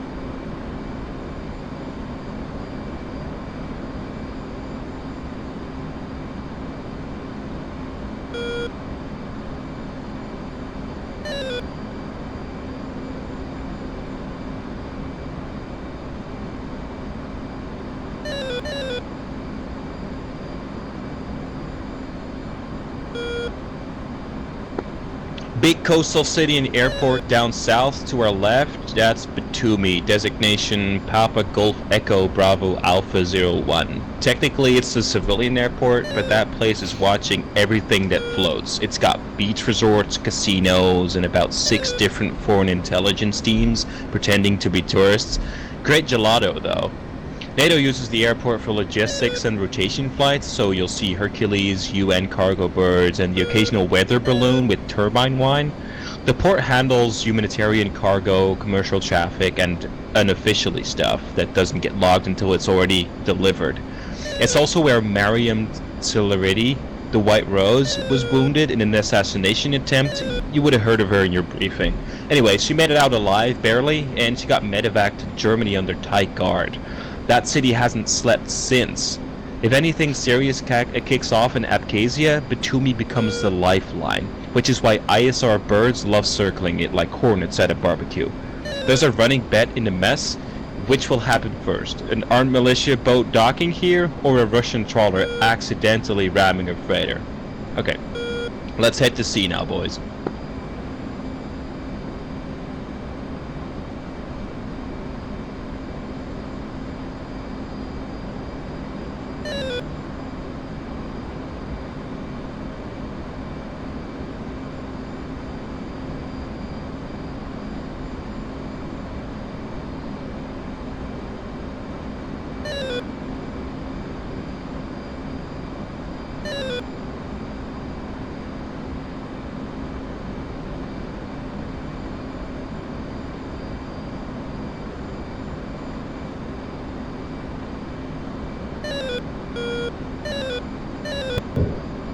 Henry, can you lock up 1 and keep spacing, please? It's a bit About wobbly 15 back miles here. out in front of us is Cat Gray. This is the closest of our offshore patrol lanes.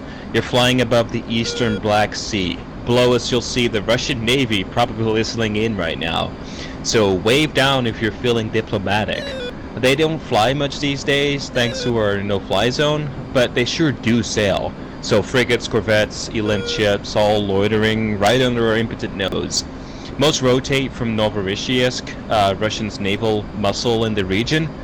If it's big, fast, and can launch a caliber, it's probably weathered from there last week.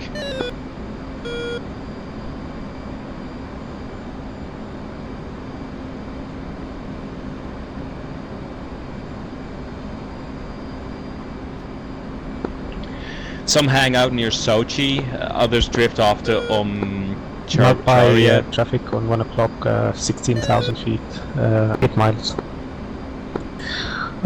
Traffic in sight, 1 o'clock low, 1 o'clock high far, and 2 o'clock high far, visually deconflicting with all.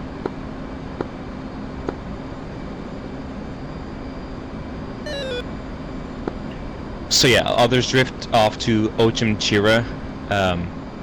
Sometimes we catch ribs making fast runs to unmarked piers, always deniable obviously, always noisy, and yeah, they do provoke. Passive radar sweep, sudden jamming or spikes, even the occasional lock. Command says monitor and report, so that's what we do over and over. The seas become an open-air game of chicken with diplomatic immunity. Cap Black runs further out, about 20 nautical miles, so we don't really go there much anymore. Last time we did, somebody got a radar spike and what sounded like a flute solo. I kid you not. And no, we don't have a proper naval counterweight though. NATO's fleet is stuck down south of the Bosporus, and Turkey's being cranky again. So the only thing we got out here is a no-fly zone, but no sail zone, if you get what I mean. It's like bolting the front door and leaving the back gate out open with snacks and a welcome mat. Anyway, Magpie opinion time. This is a maritime loophole you could sail a destroyer through, and they have, repeatedly. Keep your heads on a swivel. If this thing goes loud, the first sound might not be a missile tone. It might be the foghorn and a radio burst in Turkish.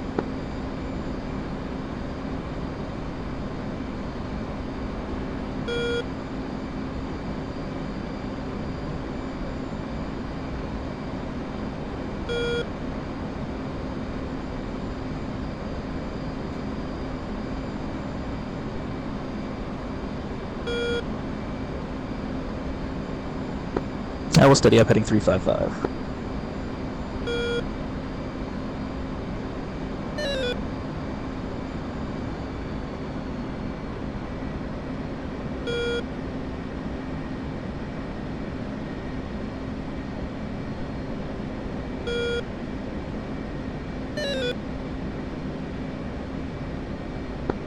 Alright, Magpie, eyes right. You'll notice a large river spilling into the Black Sea from up here. That's the Inguri River. It might not look like much from up here, but that blue vein cuts this whole damn region in half. East of it, that's Georgia proper. West of it, a jigsaw puzzle of separatist militias and Russian non-involvement, so to speak, with very expensive boots. The Inguri's wide, fast, and cold enough to strip the paint off your teeth, but it's also the last natural barrier before the coast opens up. East of the river, Georgia. West, well, depending on who you ask, it's either Abkhazia, a sovereign partner, or Russia with a fake mustache. We've got 5 major crossings over the Inguri, Soviet-era concrete mostly, reinforced, patched, repatched, and sometimes decorated with sandbags and angry men. Command gave each bridge a name, not numbers, because that would be too easy, so we got names like Pillar, Coupler, Spire. Sounds like an architecture class, but I guess Bridge 3 doesn't look dramatic in SITREP. These crossings matter though. If one of them goes up in smoke or down the river, logistics choke up. Units get stranded, offensive stall. So when you're flying this stretch, don't just admire the coastline, scan the spans, note the traffic, and if one suddenly disappears, call it in fast. Keep climbing, memorize the river, and if things go hot, this is where the real war will try to cross. 2, can you accept a 370 or 375 knots for timing? Say again, 2. Can we increase formation reference speed to 370 or 375 knots? Over. Okay, flight, let's adjust the reference speed to 375 knots, and we're coming left now to 300.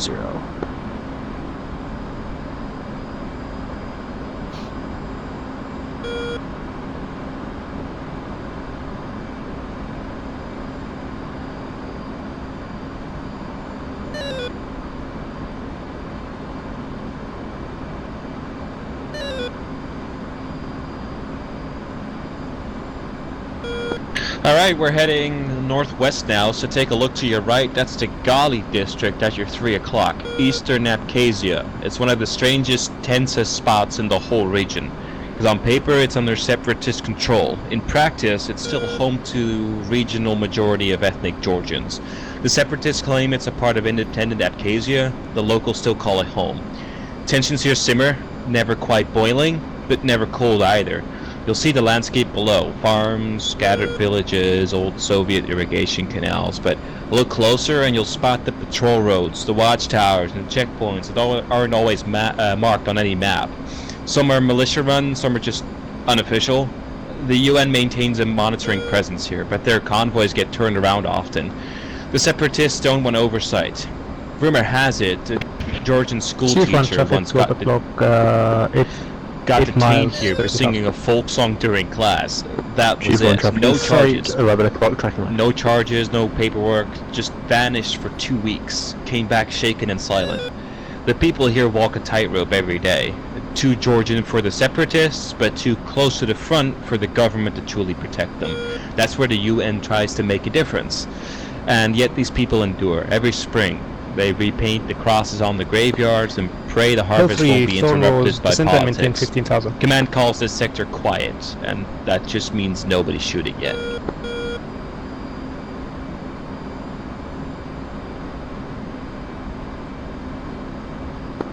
L3 standby. Last station, come again. L3 standby.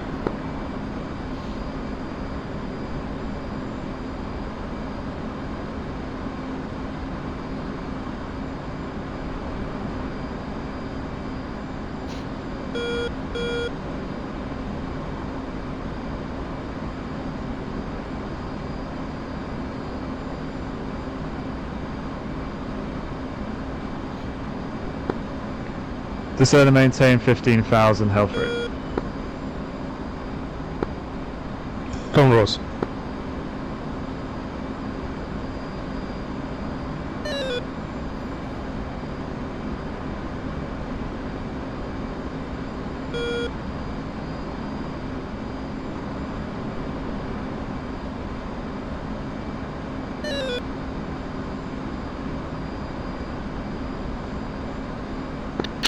On your right, tucked inland from the coast, there is Eastern Abkhazia, the hinge point of this whole mess. Two strongholds dominate this region. Amber Fortress is the southernmost one, some 6 miles inland, and Fort Obsidian further north.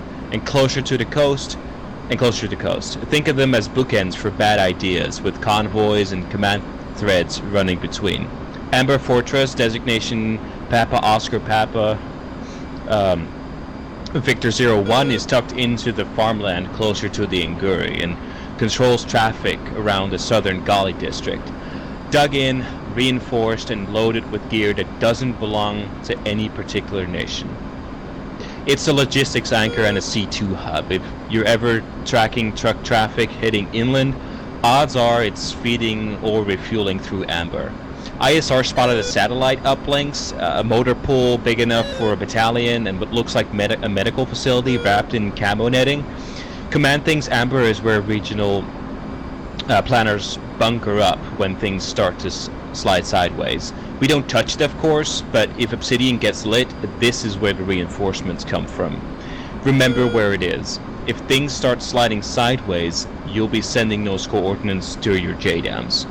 Farther north, closer to the coast, is Fort Obsidian, designation Oscar Papa Oscar Charlie 04. It's not just a strong point though, it's the logistical heart of Eastern Abkhazia. Ammo flows in here. Fuel gets pumped both ways, and militia motor pools spin up like clockwork. North of the walled compound, near the tree line, you'll spot a series of berms and covered up mounds. That's their idea of concealed ammunition storage. Most of it is half buried, tarp covered, and very visible from the air. So ISR logs show that regular movement between those bunkers and the main yard. Inside the compound, you've got fuel depots, lubricant stores, garages, and enough maintenance tents to keep a mechanized battalion rolling. Trucks refuel here. Technicals gets patched.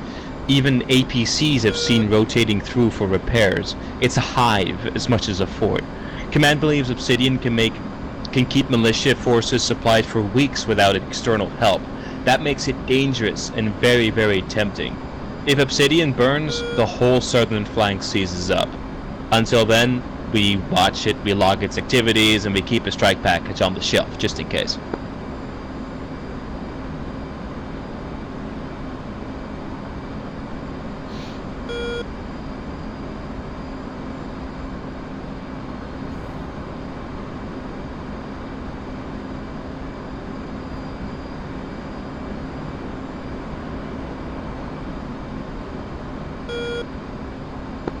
Eyes on the coast that we just passed, that was Gudada, regional designation Gulf uniform. Once a Soviet resort town, now it's a fortified Russian launch pad. The Gudada airbase sits just inland, hardened, restricted, and definitely not for tourism. No civilian traffic, no cargo flights, just a sharp end. Under the no-fly zone, all military traffic here is grounded. Officially at least, so no launches, overflights, no radio chatter, it's just silence. But the crews here are still active. Tugs still move airframes, power stays on in the revetments. Something's always idling behind the blast walls. You'll see camo netting, hardened shelters, and a security perimeter that grows every month. No one walks around casually here. UN observers tried to request access last year, they were told the base was non-operational. Meanwhile, the tarmac was freshly painted. We've seen rotaries, frogfoots, candidates, even MiGs parked under covers. But nothing flies. But everything's probably still refueled anyway. ISR tagged warm sand batteries also nearby. Troop rotations at night, for example. Once a radar blinked on for 10 seconds and then vanished. So a probe, a warning, whatever happens next, Gudada probably won't stay quiet. It's not a question of if, so to speak, it's a question of how much of a warning we get when it wakes up.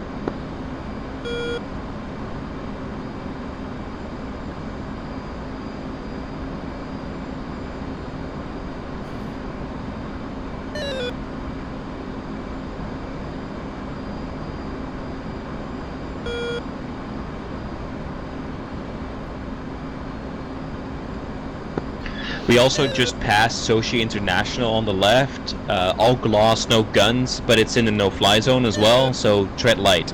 Flights in and out use fixed corridors, agreed post-incident. Every plan cleared through NATO airspace control, twice, and no wiggle room. Bust a lane and you'll hear about it from the command, and probably Moscow too. Sochi radars are twitchy. They like to ping just to flex. Best to wave, squawk nice, and stay out of the sandbox. Okay, next up on our tour is Linky Palace. It's that ruined chunk of history on the ridge ahead. Used to host princes, now the pigeons use it as a Gano depot. The palace was shelled during the war, no one's claimed responsibility ever since, and every now and then militia patrols stop here. Nobody's really sure why, but we've seen drones orbiting it too. Intel teams reviewing the footage can't really agree what's up. Because no antennas, no obvious installations, it's just a weird place. L3, request frequency change to Vaziani Tower 269.10.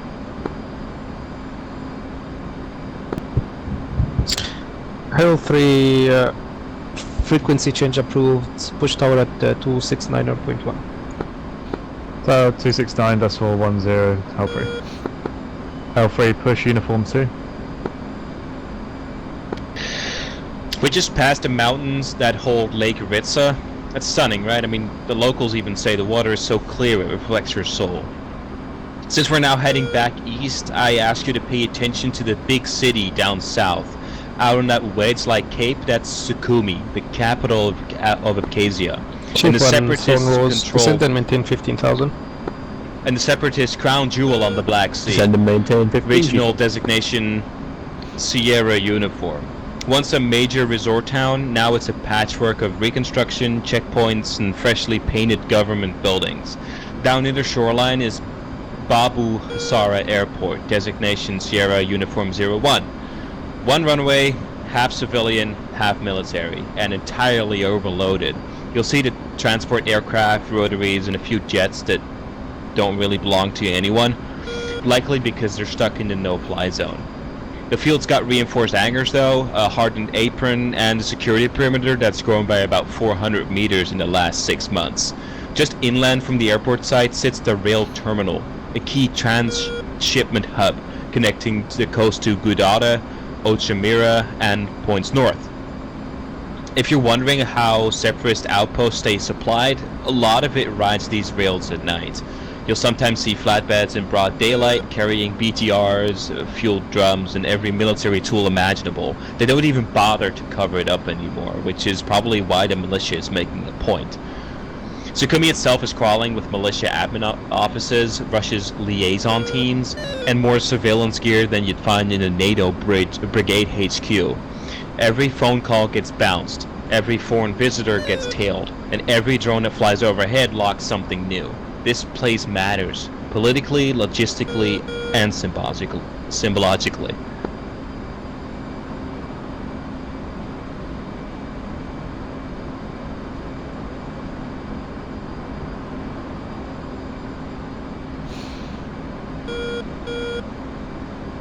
Well, few things kill tempo like weather.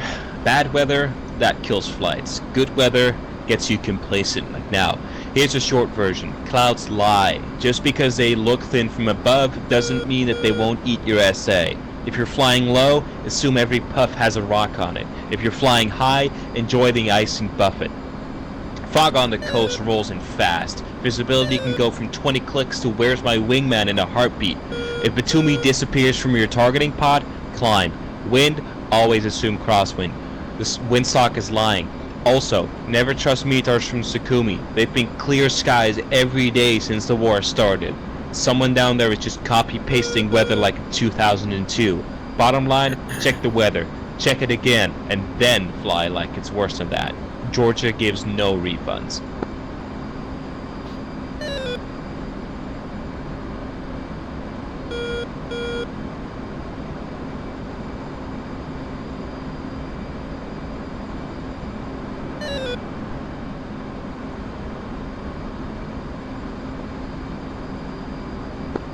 Alright, so now we're heading into what the Millets call the Red Valley. Designation Romeo Victor. Rugged terrain, deep folds, and a habit of swallowing ISR. The valley's littered with old mining settlements from the Soviet days. Rusted gear, collapsed shafts, and prefab homes no one's even bothered to tear down anymore. Officially abandoned, but the area sees regular militia scouts, supply caches, and maybe worse. We've seen movement. Trucks disappearing into the ruins, lights where none should be. No major bases though, but plenty of low signature activity. Signals come and go, often encrypted, always strange. Hard to get eyes in without getting flagged. Red Valley's not loud, but it's never empty.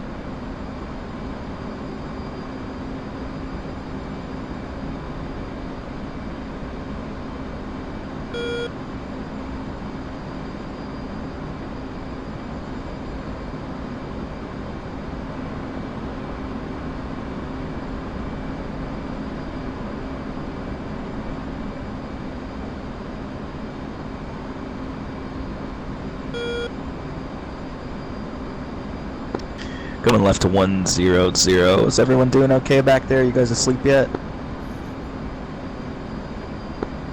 No, I'm fine. Just enjoying the flight now. Good. Is the formation okay? You guys look like you're like about a mile in trail each.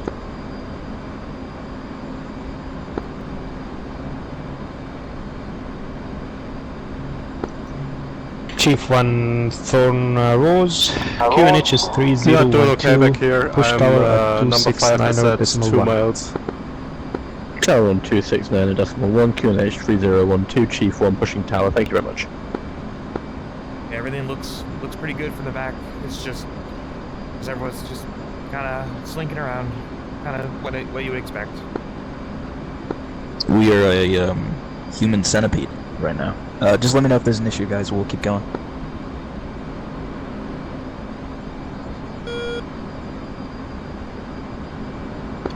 Hey, to our north, that massive arc of concrete cutting through the valley, that's Inguri Dam. It powers nearly half of Georgia's electrical grid, and nearly all of Abkhazia's too, which makes it one of the most awkward symbols of this whole mess. A structure that both sides rely on, guarded by people who wouldn't even share a sandwich if their lives depended on it. The power station sits in Georgian-controlled territory, but there's a constant security arrangement to keep the lights on in Sukhumi. Technically it's neutral, but it's one mortar shell away from a regional blackout. You'll notice it's never unguarded though. Georgian security forces rotate in weekly and NATO ISR birds keep a permanent eye on it.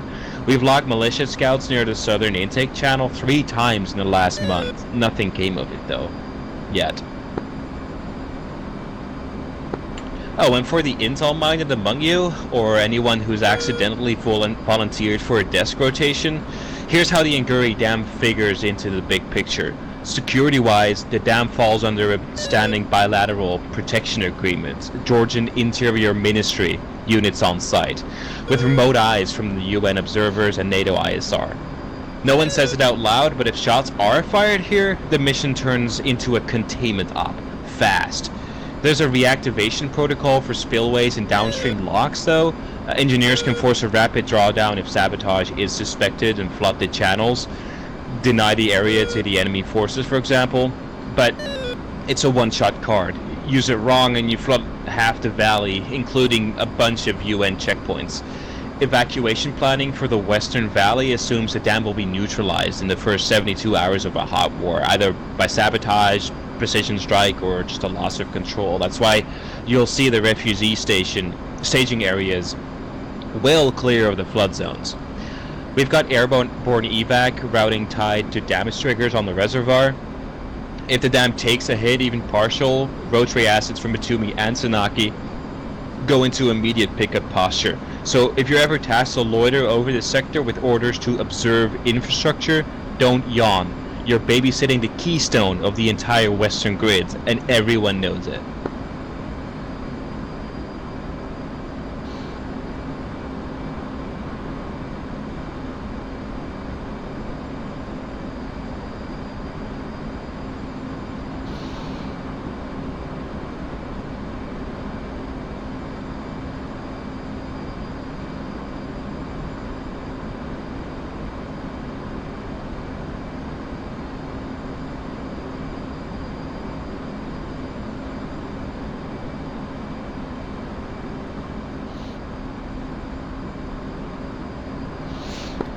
Tucked into the ridge just west of the river, that's Outpost Dagger. Not much to look at, unless you're paying attention. Couple Humvees with no markings and antennas that don't match anything in our inventory, and a landing pad that seems more rotary traffic than Batumi these days. Chinooks, Black Hawks, some are indeed back. Sometimes stuff without till numbers too. You'll see a few tents, a generator bank, and always a guy with a beard and a wraparound shade standing absolutely still, watching you fly over like he already knows your fuel state. Nobody says much about what goes on around here. Signals, intel, forward recon, special ops, you pick a theory. All I know is that people who come out of Camp Dagger aren't loud and aren't flashy. If you ever get tasked to support something near Dagger, just nod and say, copy. And don't ask any questions. Those guys don't wave. And I'm glad they're on our side.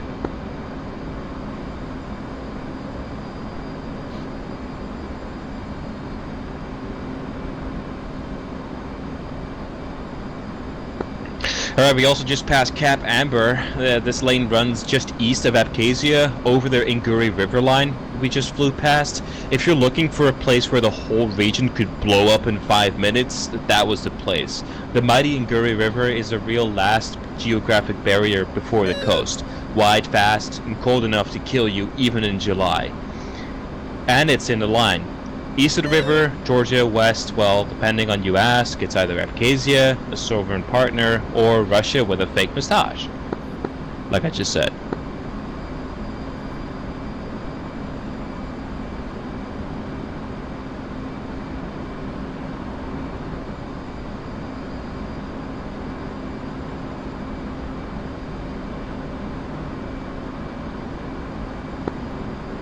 So, did I understand this correctly, that everything west-northwest of here is the separatist region, and now we're heading back into Georgia proper? Well, that's right.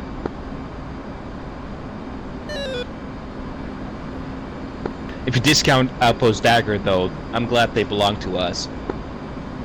Just don't ask any questions about that, though. I can't answer.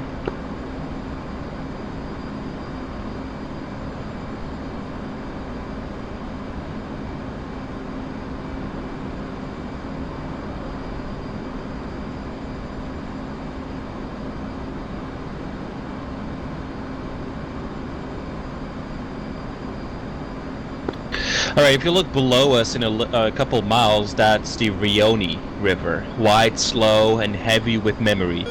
Its banks are dotted with old farms, derelict sheds, and scars from the 08 war. It looks calm, but this stretch is soaked in bad stories. And one name comes up more than most, the Rioni Jackal. I hear his name is Beno Daracelia, a South Ossetian militia. Though nobody's sure what patch he wears anymore, he's earned his nickname in this valley. Led a unit that moved under ceasefire cover and left fire, fear, and silence in its wake. NATO ISR caught the aftermath, burned convoys, vanished civilians, unofficial mass graves. No uniforms though, no accountability. Since then, Daracelia has been the militia's boogeyman. He doesn't need rank, he just needs presence. Even militia commander gets nervous. The militia commander gets nervous when he's around. Latest intel puts him under Colonel Bakori though, this 22nd Asdal Battalion. Possibly leading recon elements or intimidation squads. If you hear chatter about the Jackal on the net, pay attention, cause that's a warning. And if command tells you he's in your AO, treat that like a bad weather alert. Daracelia must be in league with the devil himself. That guy's a real piece of shit.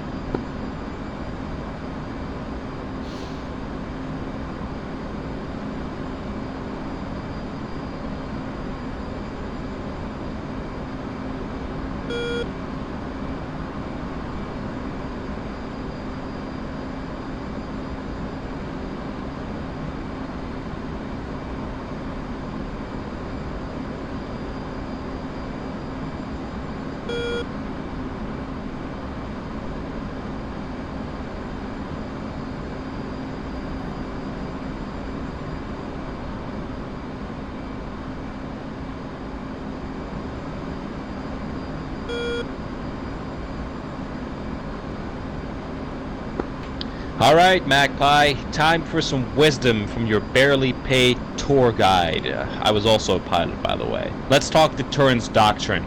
You might be asked to do buzzing and mag runs, flashy, loud, short on subtlety, and even shorter on fuel. Here's how not to screw it up. First off, if you're in a two-ship, don't both go for the boom at once. Take turns. One buzzes, one watches. Otherwise, you're both bingo and no one's watching the fallout. Second, altitude is free, so use it. Get high on ingress, punch it downhill, and let gravity do the work. That saves you fuel. Gets you supersonic faster, and after the boom, you'll pull back up. Fast. Low and fast is cool until some idiot millet thinks the war is on and realizes he's got man pads. And always call your run. UN's had peace talks with derailing because some hotshot made a sonic boom while they were setting up chairs. True story, actually. Now, let's talk bombs. Deterrence drops. The kind where you're just sending a message, not solving a problem. If you're cleared to drop to intimidate, make it count. Big boom, 0 bodies. A dry creek bed, a ridge, or burnt out checkpoint is fine. Not a village or a pig pen. And altitude matters. 10,000 feet can be scary, but a low-level toss that kicks up half the countryside, that's what they'll write home about. Pick your ordnance wisely though. Mark 82s feel raw, but that works great. LGBs are for surgery work, and they're freaking expensive. Just don't use clusters too, ever, because command hates paperwork. Oh, and delays, they're spicy. A 2-second fuse gives the blast time to echo. But screw it up and you look like you missed. Most of all, check for friendlies. No one wants to explain to a UN director why his patrol got dirt blasted by a little stunt. Deterrence is art, you know. Just make sure you're not painting with shrapnel.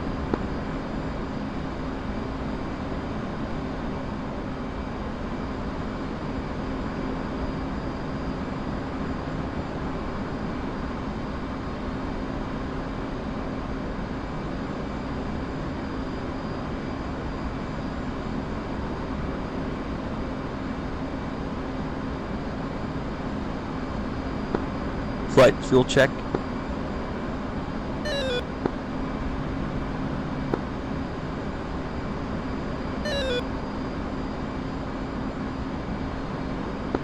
Ladies, can I get a fuel check in order, please?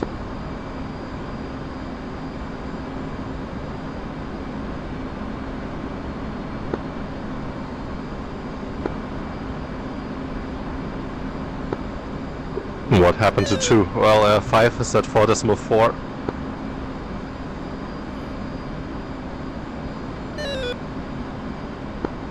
Four is for 4.6. 6, 4.3. Oh geez, as an radio, she's 4.6.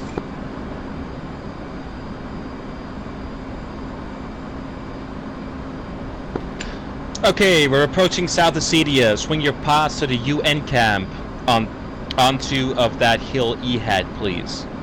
And you'll be looking at Outpost Halcyon, designation Uniform November Sierra Oscar 01. That's the UN's little patch of optimism in a valley of bad ideas. Tents, containers, a couple of helicopter platforms, a battered Georgian BTR-80, and a lot of nervous people. The cluster of tents around the compound is actually not a music festival. That's a refugee camps, tarps, lines of porta-johns, and a whole lot of people who've been stuck in the limbo since the war. Real weird stuff. It sounded like a Gregorian chant remix. UN filed a complaint and the milits laughed. The man in charge down there is Major Edmund Lawson, call sign Dusty. He's got more miles on him than a rental Hilux in Kandahar. Now why Dusty, you ask? Word is he was giving a PowerPoint presentation at a ceasefire conference in Lebanon when the AC went out. It was hot as hell, so the windows sealed shut, no backup generator, all the fuss. Dusty refused to leave. He sat through a 5-hour meeting, sweating through his uniform, while dust from a chalkboard fan coated him like some tragic cappuccino. He emerged from that room looking like a fossilized logistics officer. Nobody took minutes, but everyone remembers Dusty. Real sharp officer though, but the man hasn't laughed since Kosovo. Keeps the milits at a bay though, mostly through sheer guilt projection. He'll never say it, but Halcyon's sadly running on fumes. Supplies come in late, medical aid's always short. And when the milits roll up with loudspeakers and patrols, it's Dusty who stares them down without blinking. He's the kind of guy who drinks his coffee black and chews the grounds.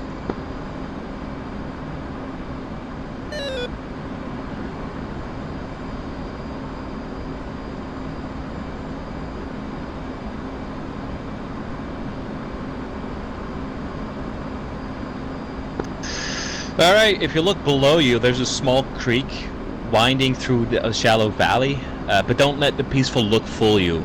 That is Cisris Kevi, designation Charlie Sierra Sierra Oscar 02. If you're feeling official, jeez. Sorry for butchering the Georgian name, by the way. It usually just means Blood Creek. This was a battleground during the 08 war. A brutal, close-range engagement between Georgian forces and a militia column trying to push down south through the hills. Locals still call it the River of Blood.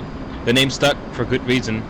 North of the creek and a bridge, you'll spot the ruins of a farm, half collapsed and overgrown.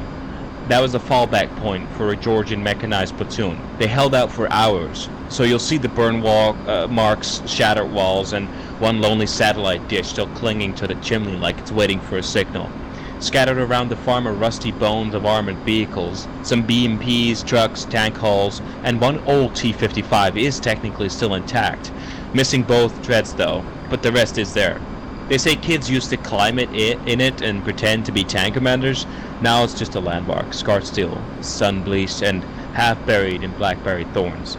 Every time we fly this route, I'll log a silent salute.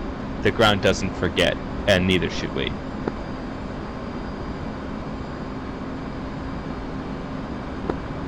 Magpie, Thomas. Go for Magpie. Magpie, so we'll just confirm your RTB at this time. Affirm. Continuing on the route, we'll check right to southeast in about 10 miles here. Magpie 1, Thornrose, contact Vaziani Tower 269.1. See ya. 269.1 for tower, Magpie 1, thank you. Flight push 269.1 on prime. 27.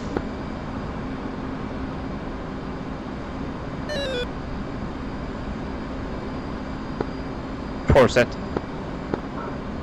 5 set. 6 set.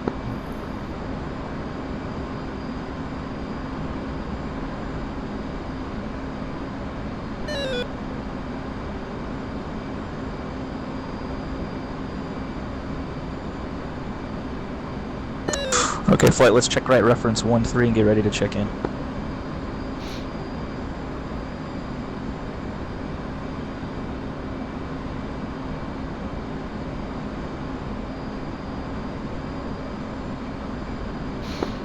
By the way, you guys, you might have noticed that we've been following a river.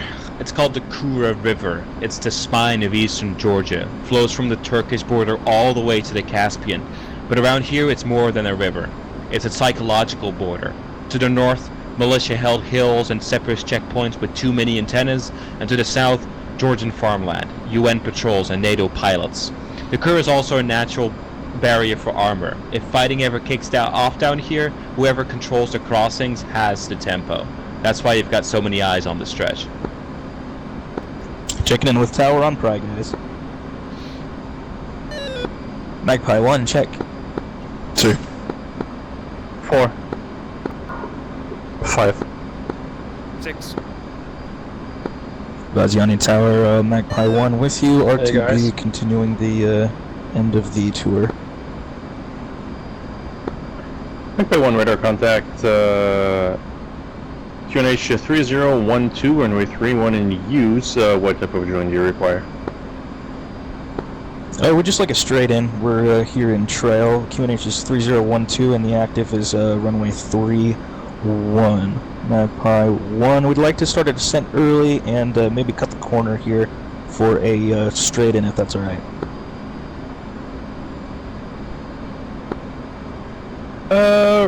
Roger. Do you want to turn that into a base join or?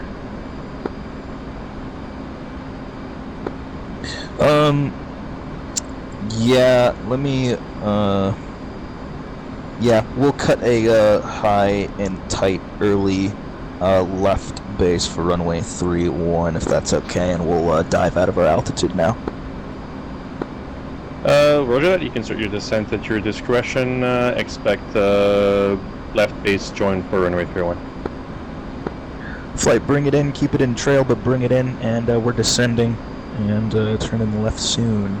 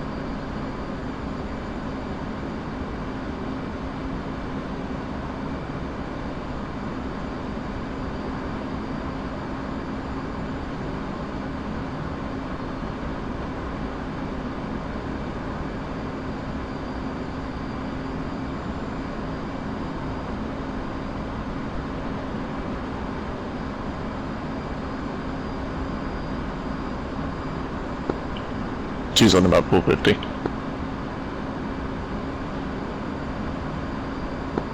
Yeah, one's hitting about 470. I'll start bringing the power back more.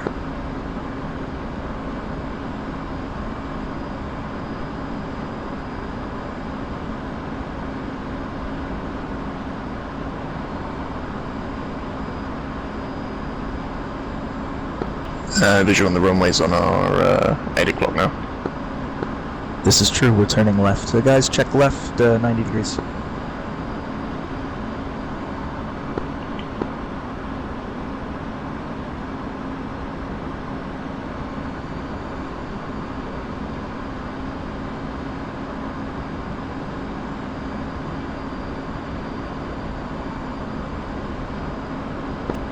Feel free to lock me up if you need, guys.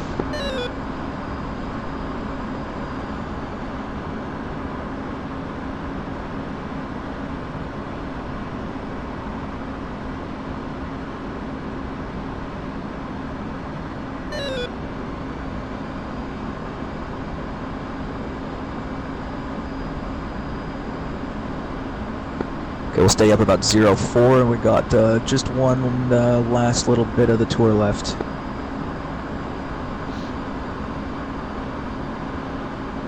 Alright, well if you look ahead, you see that bigger lake up ahead? Some genius placed it there to be perfectly aligned with runway 31. But don't stare at the water, it might not be visible on a hazy day or when it's at night.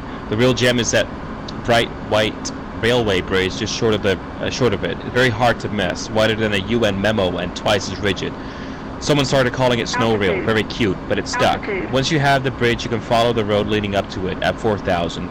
Stay wings level until your snow rail, and then ease it over for the final heading. You might actually look like you know what you're doing. Okay, flight, let's go speed brake, idle, and configure with gear down. Call configured in reverse order.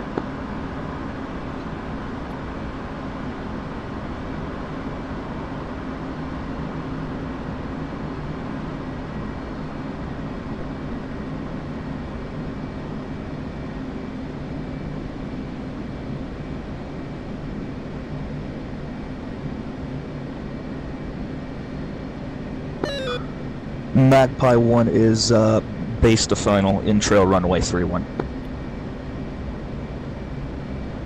Altitude. Magpie 1, continue approaching number 1.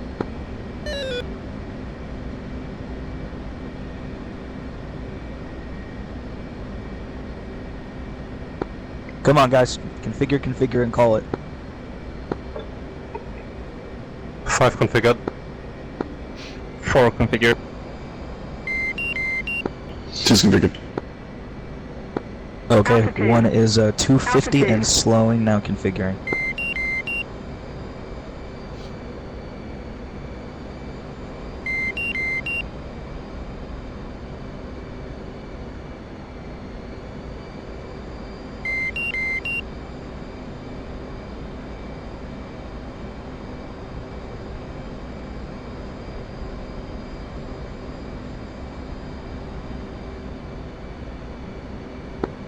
Magpie 1, 7 mile final, and with the runway in sight.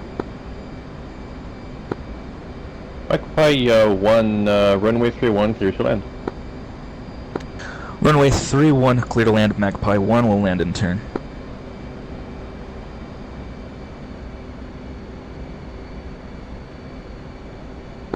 We'll just turn the lights off the runway.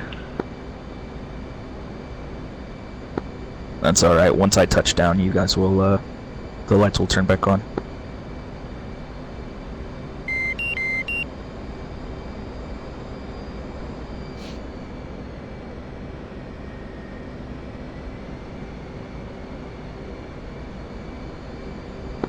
Alright, she's on speed on ALA.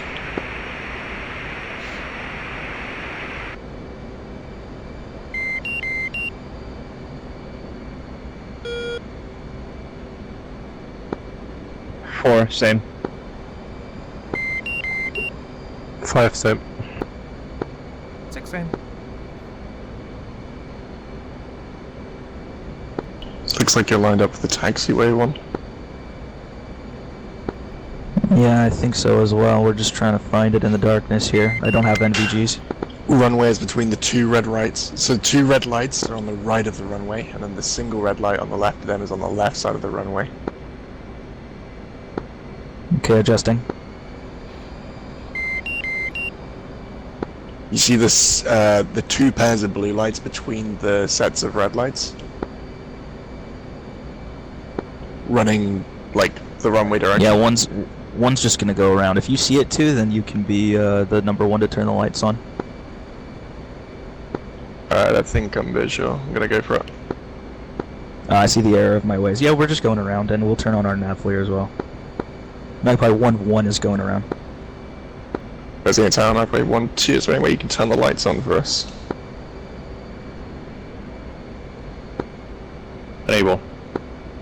Uzi 1, inbound. Need to manually call the airfield in-game. Uzi 1, inbound.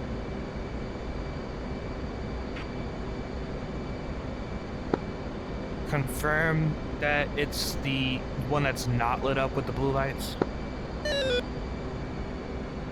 It's not lit up. All the way to the left, there's 1 red light. The next one on the right that is not lit up, that's the runway. Copy, that's what I thought. It's in between the 2 sets of lights, right? Yes, affirmative. 2 red lights on the right, 1 on the left. In the middle is the runway. Copy. I've got the nav flare up, so we'll be fine. You can lock me up if you want. I'm visual, I see it. 1's found it. 2's found it, I mean.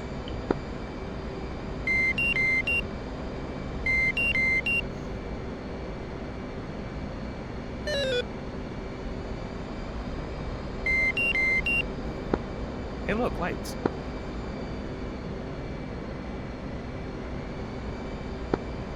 That was hard, keeping that wake away. Too slow. Far slow. I'm gonna go all the way to the end. 5 is done.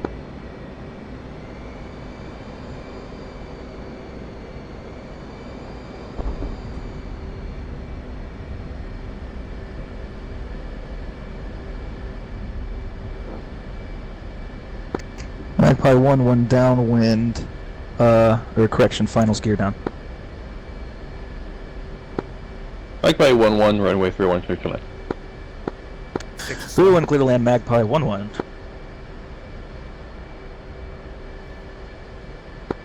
Magpie 1-2, right on Foxtrot, left on Delta, and then your discretion. Magpie 1-2, right on Foxtrot, left on Delta, and then taxi my discretion. Magpie 1-2.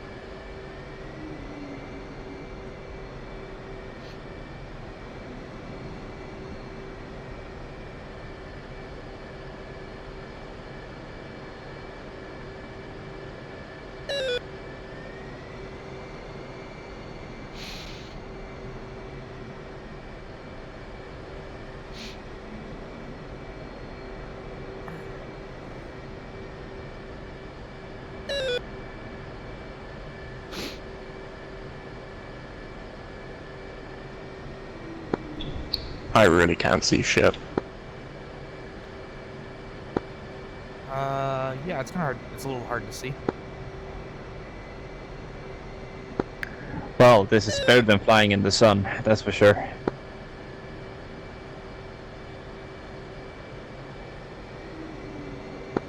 Is it? You can typically see in the sun. I can literally see better here. Sorry about that. Maybe turn down your brightness then a bit. Yeah, it sounds like a gamma problem. I'm gonna probably. Alright, I'm just gonna pick one of these hangars to park up in front of. You guys, I suggest you do the same, otherwise we'll be just taxiing forever.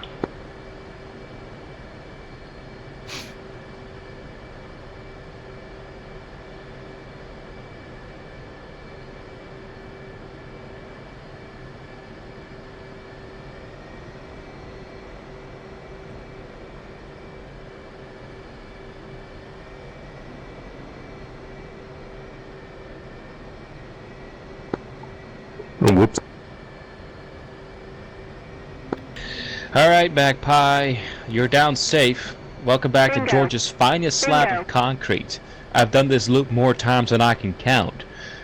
4 months in this country, long enough to memorize the ridge lines, recognize checkpoints by the shape of their trash piles, and start calling rivers by their radio call signs. This place gets under your skin. Not because it's easy, but because it never is. The tension is real, the stakes are high, and the quiet is always temporary. I came here expecting a holding pattern. I'm leaving with more respect for this patch of sky than I ever planned on. Gonna miss it though, more than I thought I would. Watch out for one another, trust your gut, and keep your head on the swivel. If the next chapter's already warming up, freeloader out. Thank you, tour guide. Thank you.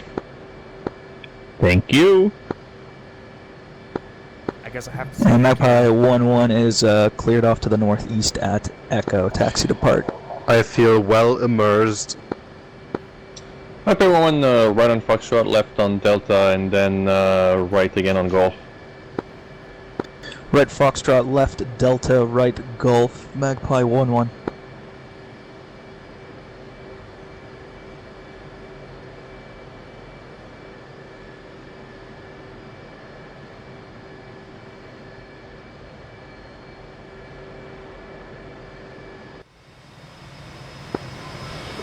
And Magpie 1-5 shutting down.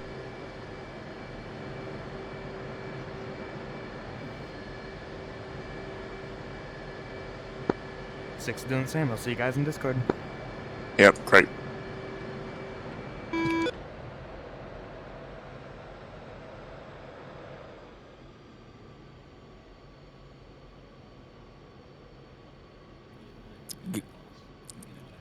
Yep.